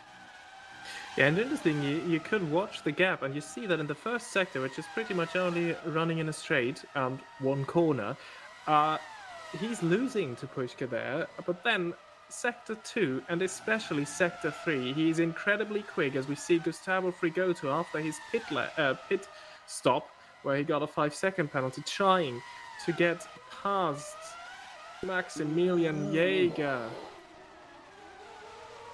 Oof, and the Frigoto is through, but I feel like there was a little bit of contact that maybe unsettled Jaeger into the entrance of that, so it'll be interesting to see if there's maybe that gets called to be given back, or if it's a judge that Jaeger went deep on his own. But Frigoto, driving like a man possessed, knowing he's got a serve penalty. Unfortunately, his teammate João Fernando has also fallen victim to the pit exit line, has been given a 5-second penalty of his own. In the meantime, just ahead, Machado in the pits for Potenza from 9th.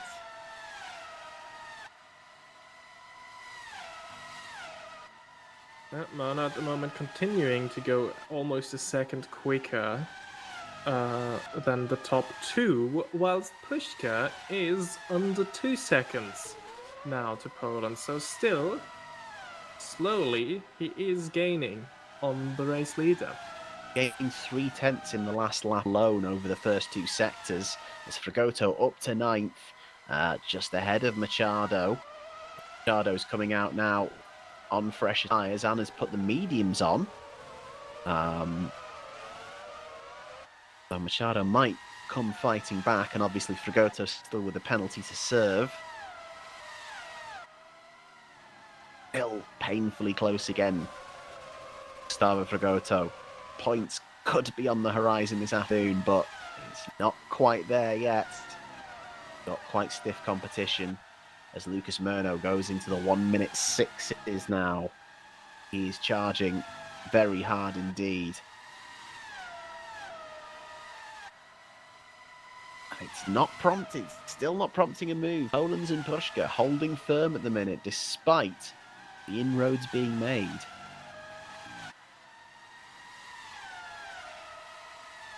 Yeah, I think they're really waiting if that rain comes back. Maybe they're very, very sure of it. Oh, as Pushka has lost a lot of time now. Oh no, it's because Poland is in. Poland is in for his second pit stop of the day. Let's see where Murno is. What tyre is he going to go for, and how close will Lucas Murno be? Pushka into the lead of the race. Benton Reader also in the pits just behind. Here comes the change. Out the pit exit line. Make sure you do not run over that line to the left here. That's very tidy. And that is a United Racing Club car. Poland's is out 6.4, about 5 seconds now. It's corrected to. Poland's goes to the medium tyre, interestingly enough. Yeah, I mean, he was on the medium before. He stopped lap 12-ish. So he stayed on that for... Oh dear, that's embarrassing. 32 laps. 32. I think, yeah. Works. Can go to the end with them. Yeah, he's been able to really extend the life of those tyres while keeping the pace. And obviously, if it does rain, no problem at all for him. Right, this is going to be the interesting one now. Filip Pushka is in, so has Lucas Murno done enough with his push to maybe try and leapfrog Filip Pushka? Without a shadow of a doubt, Poland's is going back through. Stop. There we go. Still has those 5 seconds that he's serving now. That is enough to serve these. You just need to stop once. Now, where is Lucas Murno? There is Lucas Murno, and I think he will have the momentum to take P2, but it is incredibly close. I think that battle with La Flamme has really cost Murno. Oh, it's very, very close indeed. Pushka's going to leave it in on the inside. An incredible Pushka does just enough to hang on to second for now. Murno, though, is tucked up in the slipstream as you run down to turn 4. And Murno's going to have a look to the inside, but Pushka hangs on. And yeah, that fight from Axel Laflamme has inadvertently helped Philip Pushka, as you say. Now Poland with a comfortable cushion, but let's see if the same thing happens again, where somehow it took him very long to get those mediums switched on after the first round of pit stops, or if that works better now, because Pushka and Murno were gaining over a second per lap at the beginning of the second stint.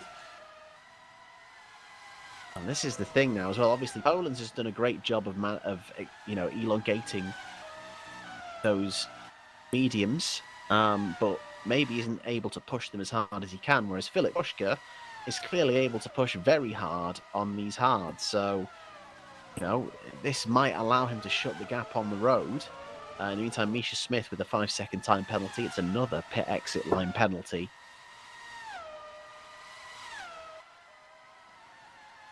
But yeah, what can Pushka do? In the meantime, Mateus Machado is still with Gustavo Fragoto. Fragoto, remember, with a penalty to serve. Machado has not been able to get back past.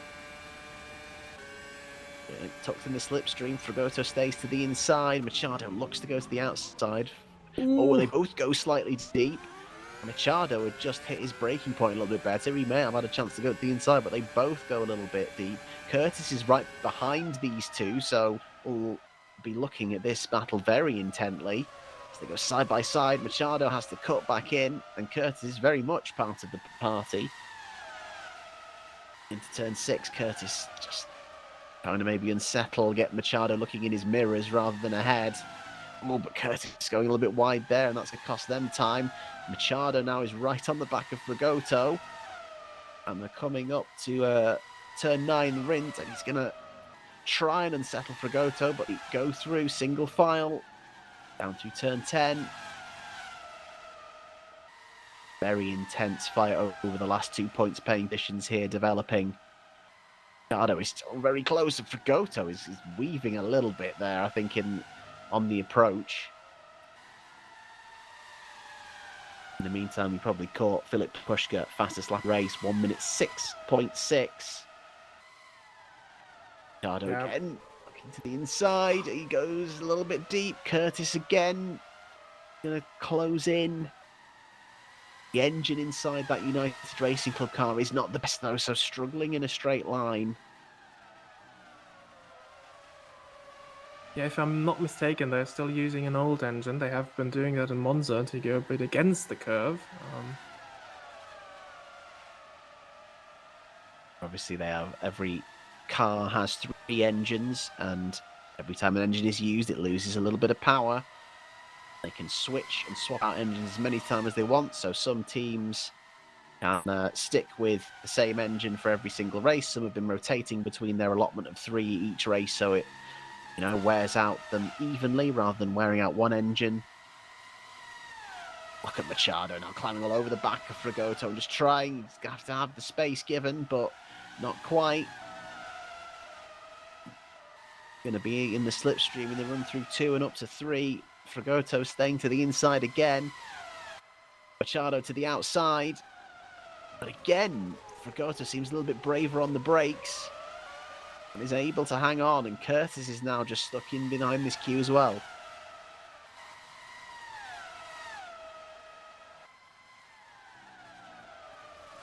And Laflamme is positioning his car. Fragoto is positioning his car incredibly well. The reason I said Laflamme is he's just set the fastest lap of the race up the front. But Fragoto in this battle is defending very well from Mateus Machado. Staying very cool under pressure. Yeah, some great racecraft there from Gustavo Fragoto. He was, as you already mentioned, in WMSC in the first season as a stand-in driver, and he has shown some great performances. His best finish was a P4 at Portimao in a pretty chaotic race back then. He kept his cool, finished 4th. That is his best finish so far. Oh, and here comes Machado again to the outside. Oh, once again, Fragoto just a little bit later on the brakes, keeps it calm. But very close here. This has surely got to be a good opportunity. But again, he's going to be forced to do it the hard way, around the outside. Can Machado hang it round? Oh, it's front to rear wheel. We've seen that go wrong before at this circuit, at this very turn. Machado's managed to hang it round there. He's going to have the inside for 6. And this time, finally, the move is done. It's a solid effort from Mateus Machado. Has Murno just pitted? Oh no, it's sure it just said hit for Murno then. Well, He's 20 I see him three pit stops for Murno, yeah. and he's 27 seconds behind Pushka. Lucas Murno's just pitted again. Well, that is interesting because he was. And I think he stayed on the medium as well by the looks of it. Or he switched to the medium, I apologise. He was on the hard. Has he decided, but you know, because he has a free pit stop, he just wants to the medium. I'm not sure why though. Well, that is a very interesting decision. I don't think he. Well, I mean, Laflamme has been going very quickly. Maybe it is in reaction to not get caught up later by him. To now essentially use his free pit stop in case Laflamme really closes that gap, but that's a very interesting choice there by Lucas Murno. Has he given up then on reeling in Poland's Pushka? I'm not sure, because if the rain comes, everyone's going to have to stop again, and it kind of neutralises the decision. If it doesn't come, is he hoping that he can reel people in on the mediums? I think that's too big of a gap, though. Maybe he is just covering off Laflamme and is going to have maybe a crack at fastest lap as well while he's there. Yeah, not sure. In the meantime, here's a quick reminder. And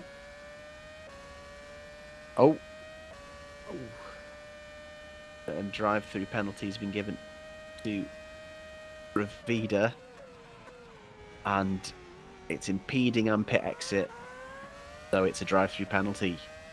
Wow, it's a baptism of fire for Ravida this afternoon in the other Potenza. Yeah, so speaking of penalties, I have a list from race control with outstanding 5-second penalties. Not outstanding in a good way, but not served yet. So this is Benton Reader, Rustermeyer, Frigoto, Fernando, Smith, and then 10 seconds for Raveda, but he now also has drive-through penalty. He might have...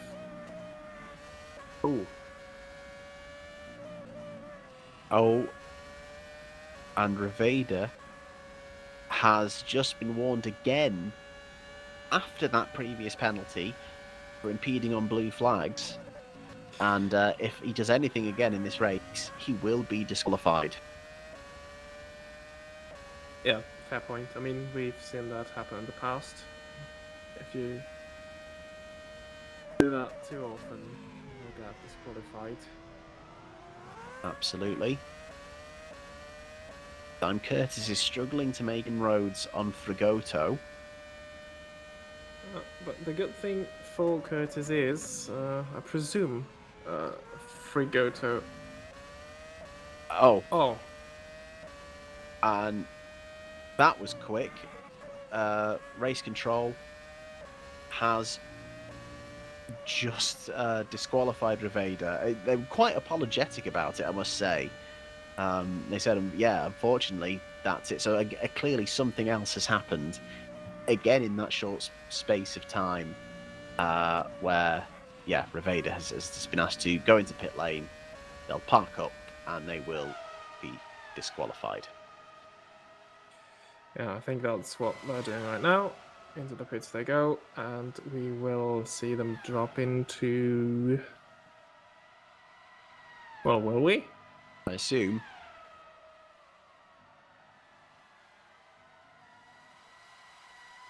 It's taking him a long time to press the escape button.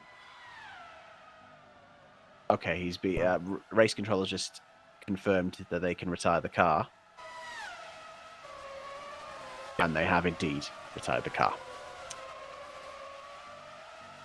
Meantime, Lucas Murno, fastest lap of the race, 1 minute 6.5. That is just outdoing Axel Laflamme's previous fastest lap by 0.003 of a second. Now, Laflamme is not keeping that pace anymore. Their last lap was down in the 1 minute 7s. So, yeah, Murno is making the most of the medium tyres at their optimum grip while he can. He's not making much of a gap up to Poland's and Push, because yeah, it does seem to be more like a decision to make sure he can get the podium and maybe another point in the fastest lap competition, which is currently being dominated by Pascal Polands. But it will be interesting to see what happens if the rain does come back.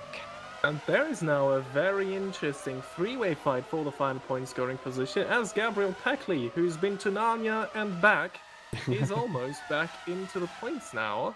And all he needs to do is to pass, well, actually only to pass Aaron Curtis. He can stay behind Frigoto, who will have 5 seconds added to his race time should he not pit and serve these 5 seconds there. So I was about to say earlier, Aaron Curtis, they can just sit there, wait for the race to end, and they will be past Frigoto, past the race, but now they're made to work for it, as Gabriel Peckley is super close to the back of that United Racing Club and even into Rind. They need to defend, and there is a very quick car coming through, and this is... Oh, that's a Vanguard. That's Poland's. Might be a warning. Or worse. And Peckley has just been able to kind of take advantage of the fact that Curtis slowed maybe a little bit too generously for that Vanguard. Yeah, but the thing is, it might also have been... I think Peckley was slightly impeding Poland's there. So I think what Curtis did was right. Not sure about Peckley, who kept his foot in, absolutely. I think Poland's had to live through the final 2 corners there. Interesting to see if Race Control makes a call on that. It's slightly cheeky from Gabriel Peckley. But the pace they've got to have recovered from, I think, 17th they've dropped down to, is undeniable. And they are going to be pushing very hard to try and get past Frigoto on the road, it seems. Curtis now, gearing up the back marker of their own. And Fernando has unfortunately retired the car. Bravo Snow Shatten now only have one hope left, and it is Gustavo Frigoto. You know, I just got a mini heart attack because at first I heard them say Murno, you could retire the car. That's, well, what's happened? No, not just yet. The top 3 still running very comfortably. Oh, but Pushka has halved that gap since the pit stops. It was over 6 seconds, it's just over 3. This is interesting now. Poland's obviously got up to speed a lot quicker with these mediums. And maybe... Oh, and Peckley's passed Frigoto. Where's Frigoto? Frigoto is off. Frigoto is off in the gravel. And a mistake for Gustavo Frigoto there, potentially. And that's cost them. And incredibly, is this going to be another shot at points? Just slipping through the fingers of Gustavo Frigoto and Bravo Snow Shatten. I think Pushka might have been somewhere there as well. Oh! Yeah, he is. Ahead of them. Yeah, and there is a 5-second penalty for Peckley impeding on the blue flags. I don't know if this is... I think that is for the Poland situation. But Pushka also came to lap Frigoto and Peckley when they were having their battle. And he was lucky to not get caught up in that situation. I think there might be another penalty coming Peckley's way for shoving Frigoto out of the way. And because of obviously the time lost by Frigoto and the fact they also still have a penalty to serve, the main benefactor of all that is going to be Aaron Curtis again, who's now back in the box seat to potentially take that final points paying position.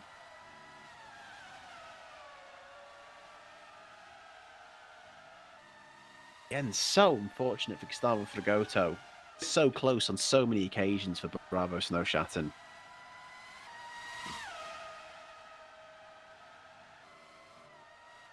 We are just approaching though now the point where we might expect to see rain again. And to be honest, the longer it doesn't come, the longer that will suit Filip Puška in the fight at the front. Because as we were saying before all that kind of happened, he's eating into the gap, and it's because Poland is likely going to be pushing on those medium tyres a lot more consistently in this stint, and they're going to start to go off, whereas the hards will be more durable.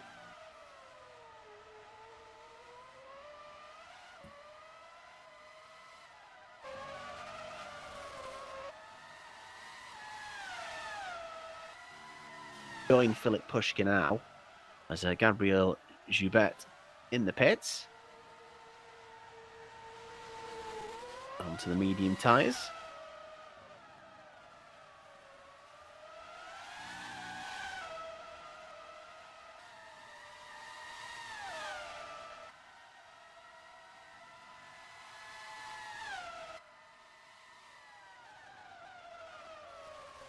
And we have coming up to the 10 laps to go point. Puška not making any more inroads now on Poland's. Poland just seems to be managing the pace quite well. And Puška, I think by the looks of it, has just also breached track limits in trying to push and get that gap closed. It's been a perfect response for Pascal Poland. Obviously took pole, then did the disconnect, kind of completely scuppered his afternoon in Monza. And then ended up losing the championship lead as a result. Comes back, grabs another pole, and has managed, despite the best efforts of both Murnau and Puška at various points in this race, to lead and hold a decent gap. Just needs to judge these final 10 laps. Can he manage the pace on the mediums to the end? Will the rain reappear to force an awkward decision before the end? As it stands, nothing is falling yet, but it was forecast, but it was also forecast in qualifying and it never came. We shall see. But at the minute, Pascal Poland's in the driving seat.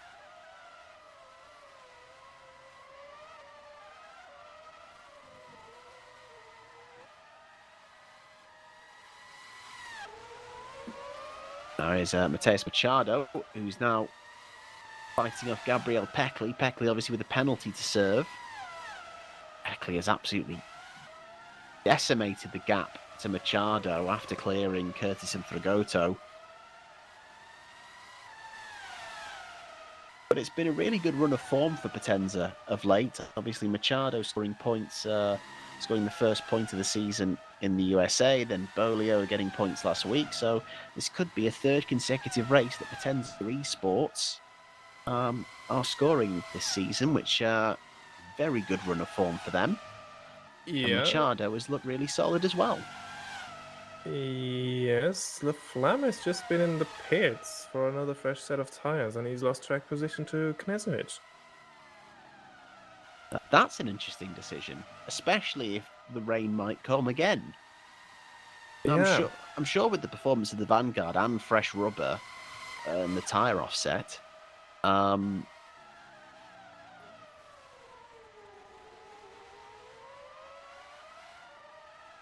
Actually had a little look there on Machado down the inside of turn 3. Now the run on towards turn 4. Oh, and it's gone from bad to worse. Laflamme 5-second penalty. Was it pit entry line? Pit entry line, I think so. Pit entry line. So he has to pass Knežević and then create a gap of 5 seconds. So risky call for presumably going for the fastest lap. Has gone a bit wrong there for Vanguard. And Knežević will be aware of that penalty, make it a bit harder now for Laflamme, because that could mean another P4, which would again be an equal best finish for Knežević, but there is still 7 laps time. Laflamme has passed Knežević according to the timing screen already. Yep, there we are. And now he needs to create a gap of 5 seconds. The other outstanding 5-second penalties will be for Benton Reader. That won't make a difference. Wustermeyer, that won't make a difference either. Frigoto, well, he would stay at 12, but I think he would have been much more happy with the P10 finish that he was in earlier. Fernando, he's out of the race. Smith, that will also not make a difference. And Peckley, at the moment, that would drop him to 10th, but again, he can create a gap to Machado for over 5 seconds, as we see another faster start by Axel Flam, and that gap is already up to 2 seconds to Knezovic. Unfortunately, I've just lost picture and disconnected, so I'm just trying to reconnect to regain picture back. So I thought I'd gone completely, but I think it's just my picture. I was able to hear that run down, and I'm back. So I'm not sure what happened there. Apologies for that. But thank you for updating on the penalty situation. And yeah, so that as you say, that strategy from Laflamme, an interesting choice to begin with, but has gone awry with that entry line penalty. But he should have enough time to be able to build the gap with his fresh tyres, but it's kind of almost an unnecessary challenge he's made for himself here. Yeah, making things interesting for himself a little bit. He was 2 seconds quicker that last lap compared to Knezovic, so I think that should easily be possible to create that gap. 3.5 it is now again.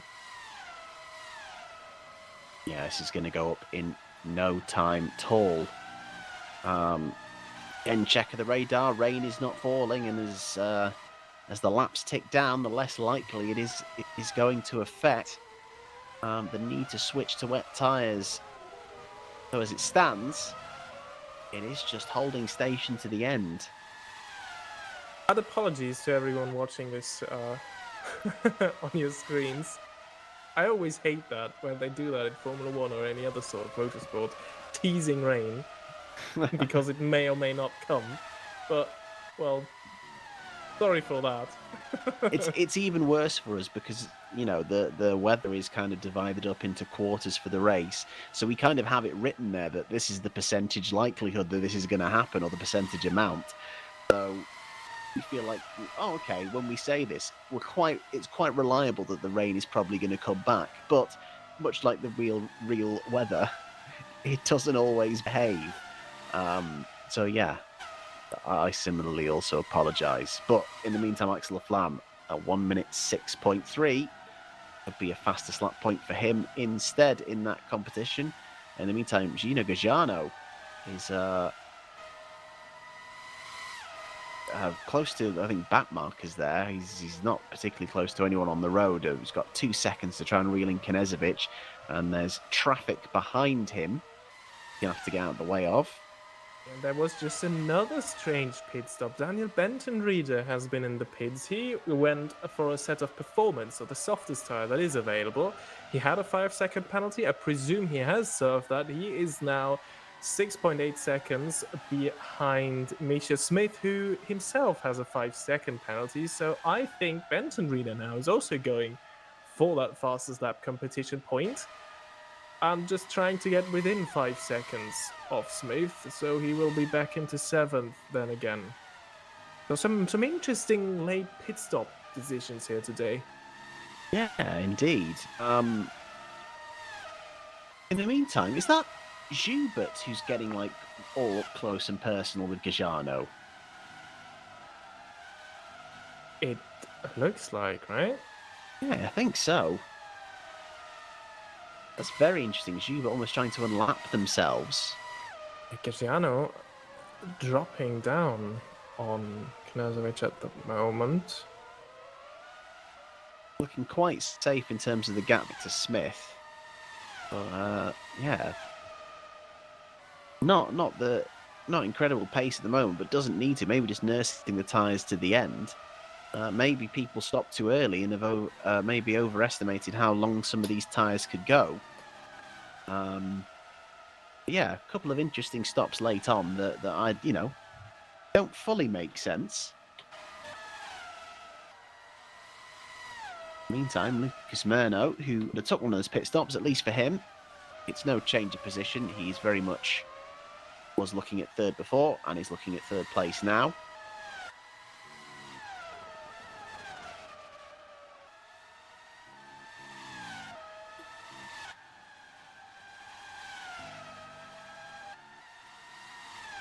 Machado is still within 5 seconds of Peckley, so Peckley needs to find some time somewhere or he will drop down to 10th again after the race. And Lucas Murno also has a free pit zone now. It's going to be a time attack shootout in these final few laps. What has Benton Reader done on the performance tire 1.6.7? So far, the fastest lap of this race was 1.6.338. by Axel Flam on the mediums, so Daniel Benton Reader hasn't come close to that. He sets a purple middle sector last lap. Lucas Murno, in and out he goes. And that's performance tyres on. So the fastest lap competition, obviously no points in the championship. It's a cash prize at the end of the season. At the minute, is being dominated by Pascal Polens, who has 4 fastest laps. Reuven Meshida has 1, with Meshida not racing for SCMM anymore. That kind of leaves him a bit moot. But Lucas Murno already has 1 point, so he would be able to get his second today if this gamble pays off with the soft tyres. Although it's showing mediums at the minute, the timing screen is very much showing performance. I think that's going to be soft tyres for him, so that should update in just a moment. Yeah, I don't think he's gone for the mediums just for 2 laps. Absolutely, and for the first time in this entire race, track wetness is now full 0%. It was hovering at 0 to 5 for the majority of this race, but yeah, it is completely dry now. So Murno will have 2 laps to try and set the fastest lap of the race. Has a decent gap ahead of him as well. Maximilian Jaeger is the next back marker up ahead, so he should be okay. Get 1 flying lap in. He just needs to stay clear of track limits. That is the only thing that could happen, especially if you're pushing for a fastest lap. Oh, there we have it. Purple first sector. On the run down to turn 4 now. Get tidy. Rolling it out. Towards turn 6 we go. Split line, if I remember rightly, is just on the exit of 7 and 8. It is quick, but not purple. Oh, it's not. This is going to be quite close. A really important final 2 turns here. Very tidy through turn 9. Attacking the 10th and final corner. And that is just enough. It's a 1 minute 6.2. Lucas Murno steals the fastest lap away. But in the meantime, Pascal Polens is already coming round the final 2 turns to finish this race. It's been an excellent recovery after the disconnect in Monza. He's very much wired in today. A win for Pascal Polens. And this fight is very much not over between him and Lucas Murno. Filip Puška over the line in 2nd place. Solid result from him from 5th. His teammate Gajano coming over the line in 6th. Here comes Murno. Doesn't need to push any harder, but is very much going to finish with a flourish, it seems. Absolutely charging up. Solid work from him. Again, not expected to be as competitive this weekend, but done a very, very solid job indeed.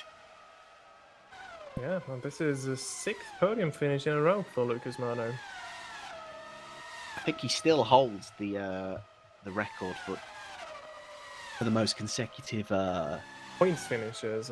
Finishes, yeah. So his consistency is something we're very well aware of, and he's finding it once again. That could be all important in this year's title fight. Obviously, there are some penalties to be applied. So not fully sure of that order of the top 10.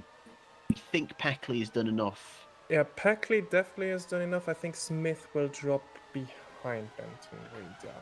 But don't... We no will. guarantee. So yeah, this is the provisional results anyway. We are very much sure that the top three is Pascal Polens, Philip Pushko and Lucas Murno. Axel Flam very much had gotten the gap over Alexander Knezovic, so his 5-second penalty shouldn't move him from fourth.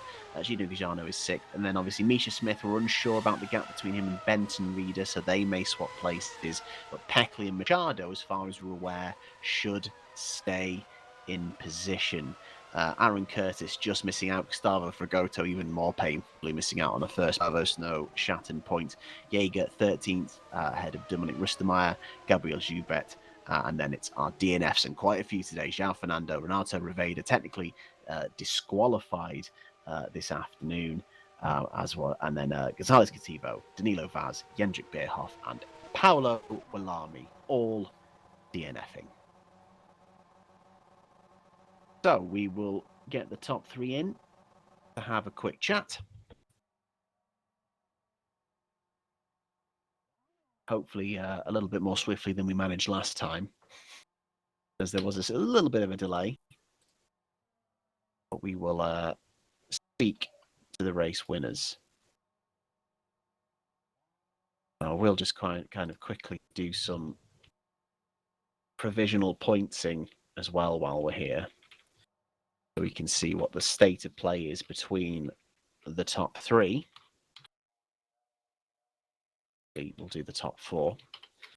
So, as it stands, with that third place, Lucas Murno will retain the lead of the championship on 77 points. Pascal Polens will be still second, but on 74 points, just 3 points behind. Philip Pushka remains third on 70 points. So 7 points separate the top three. Murno from Polens, from Pushka. In the meantime, Axel Laflamme's fourth place sees him with 56 points and firmly in fourth overall in championship.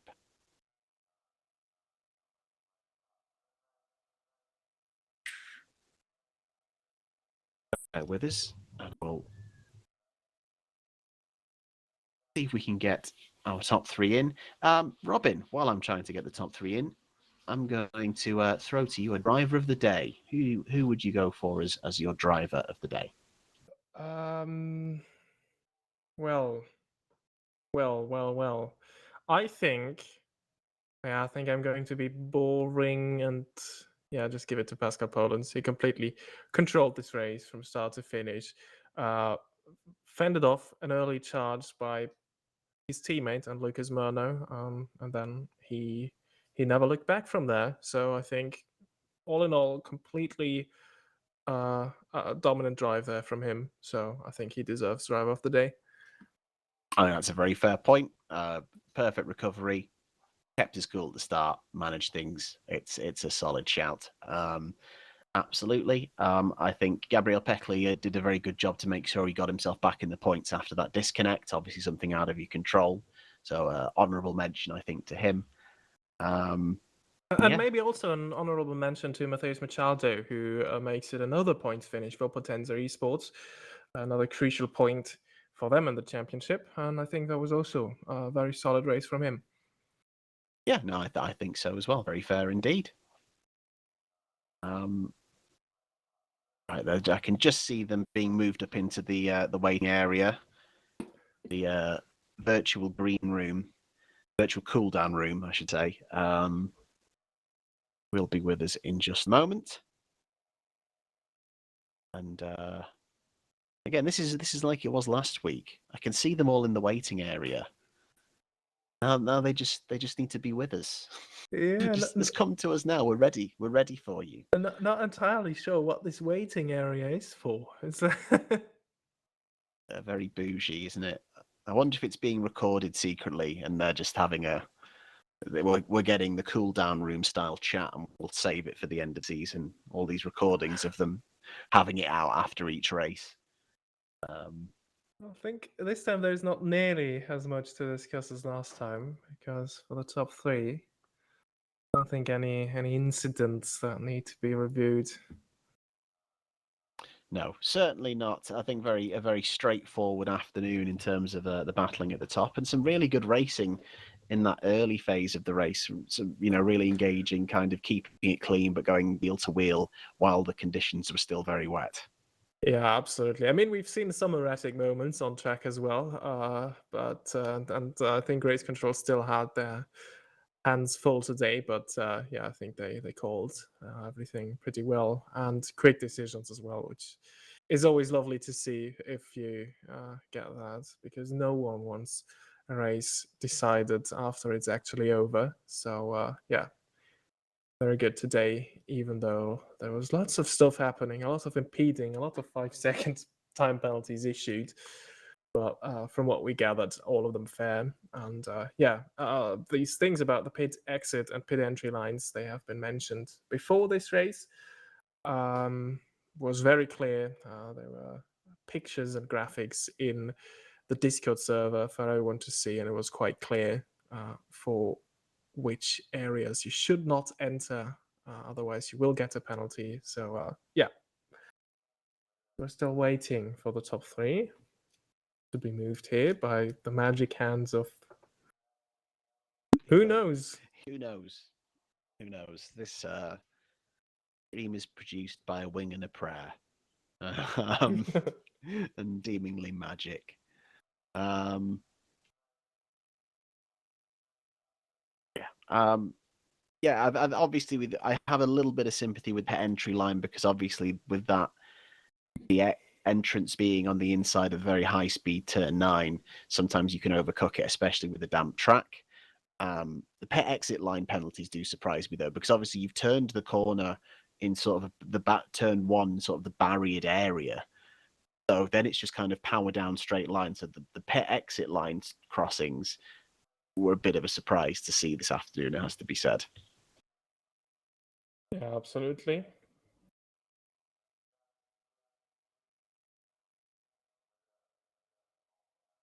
Well, there we go. And the magic hands have done their thing. And the top 3 now join us, and we will start with the race winner, Pascal Poland's. Pascal, congratulations. I don't know why I decided to refer you by your second name then, Pascal. Sorry about that. Congratulations. Very well done. A perfect recovery from the disconnect last week. How was that for you, especially in judging the wet to dry conditions? Well, first of all, it's very good to bounce back like this. It couldn't have gone any better, but yeah, I think we executed the first stop at the perfect timing. But after that, I don't know why I was just so inconsistent, especially in the last sector that also Philip could just close up so much. That it got closer than I expected or wanted, but yeah, apart from that, I think it was a strong race from us. There's an interesting moment at the start of your first stint on the medium tyres where it seemed like it took you a good few laps to really get up to speed with the tyres, and then you kind of started to then match the pace of the guys behind you. Was there kind of an issue adjusting, or was it about finding the grip while the track was still wet at the start of that stint? I think it was mainly just getting used to the tire. Yeah, it seems like I had bigger problems than especially Philip, who just went fastest lap after fastest lap, gaining up to 1 second a lap. So yeah, he gave me quite some pressure that I actually didn't want to have. Well, it seemed like from the outside you were holding things at arm's length quite calmly, but obviously when you're behind the wheel of the car, I imagine it can look and feel quite different. Obviously, a very different circuit next week. Next time coming into Budapest. How are you feeling about your chances there? For Budapest, I think the goal would be to get a podium position. I expect SCMM, Cesario, and maybe even the HRTs to be way stronger there compared to Spielberg. So yeah, let's wait and see, but I would take a podium now at the time. Well, you've managed to close the gap up at the top, just 3 points between you and Lucas, so it's all to play for. Congratulations, Pascal. Yeah, thank you. Philip, to you, starting 5th, coming home 2nd is a very solid return. Do you think that was the best you could manage today, or do you feel like there was a shot at a win here today? I think the win was possible, but with the penalty, wasn't really any more chance. Pascal wouldn't do a mistake. I knew already, so yeah. I mean, P2 is good anyway. I think if I boxed a lap earlier in the first stint and didn't have the penalty, could have been different result. But if and when doesn't matter.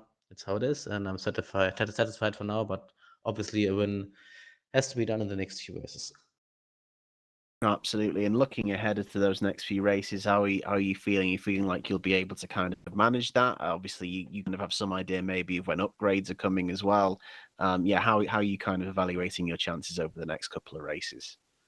I don't know any details now, but I think we should be good. I think the car should be competitive every race from now on. So let's wait and see. I think that the podium has to be the target for every race, to be consistent and to be in the title fight till the end of the season. So let's keep going. No, absolutely. Congratulations, Philip. A solid result once again. Thanks. Finally, Lucas, to you. Coming into this race, we weren't expecting you to maybe quite as high up as you were. Obviously, second and then third in the race. In terms of your performance, yeah, how happy are you with another podium today?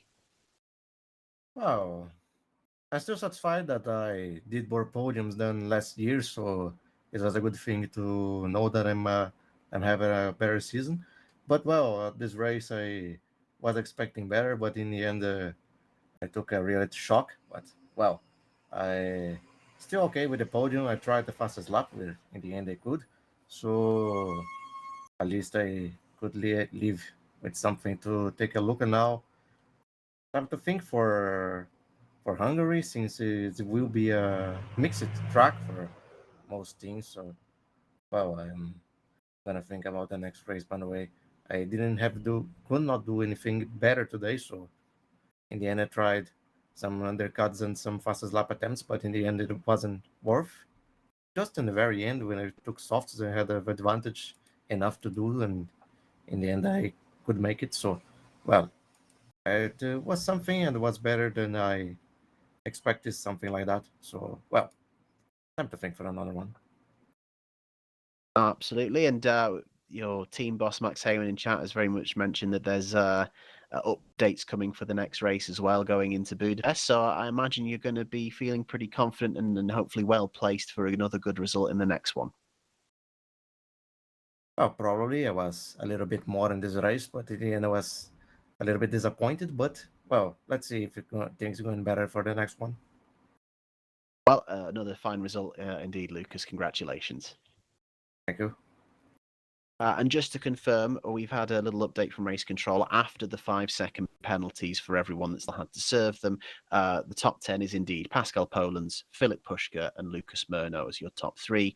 Axel Laflamme is 4th, ahead of Alexander Knezovic. Gino Gajano is 6th, ahead of Daniel Bentonreader. Misha Smith is 8th. Peckley is 9th, and Mateus Machado is 10th, with Curtis, Jaeger, and Fragoto missing out in that order. Up next, as mentioned, Budapest in a few weeks' time, the last race before the summer break. Last year it was a bit of a chaotic one with wet weather. What will it bring this year? There are 7 points separating the top 3. It could be a very spicy championship to come. As ever, thank you so much for watching. We hope you enjoyed the stream, and we'll see you very soon for the next one. Take care.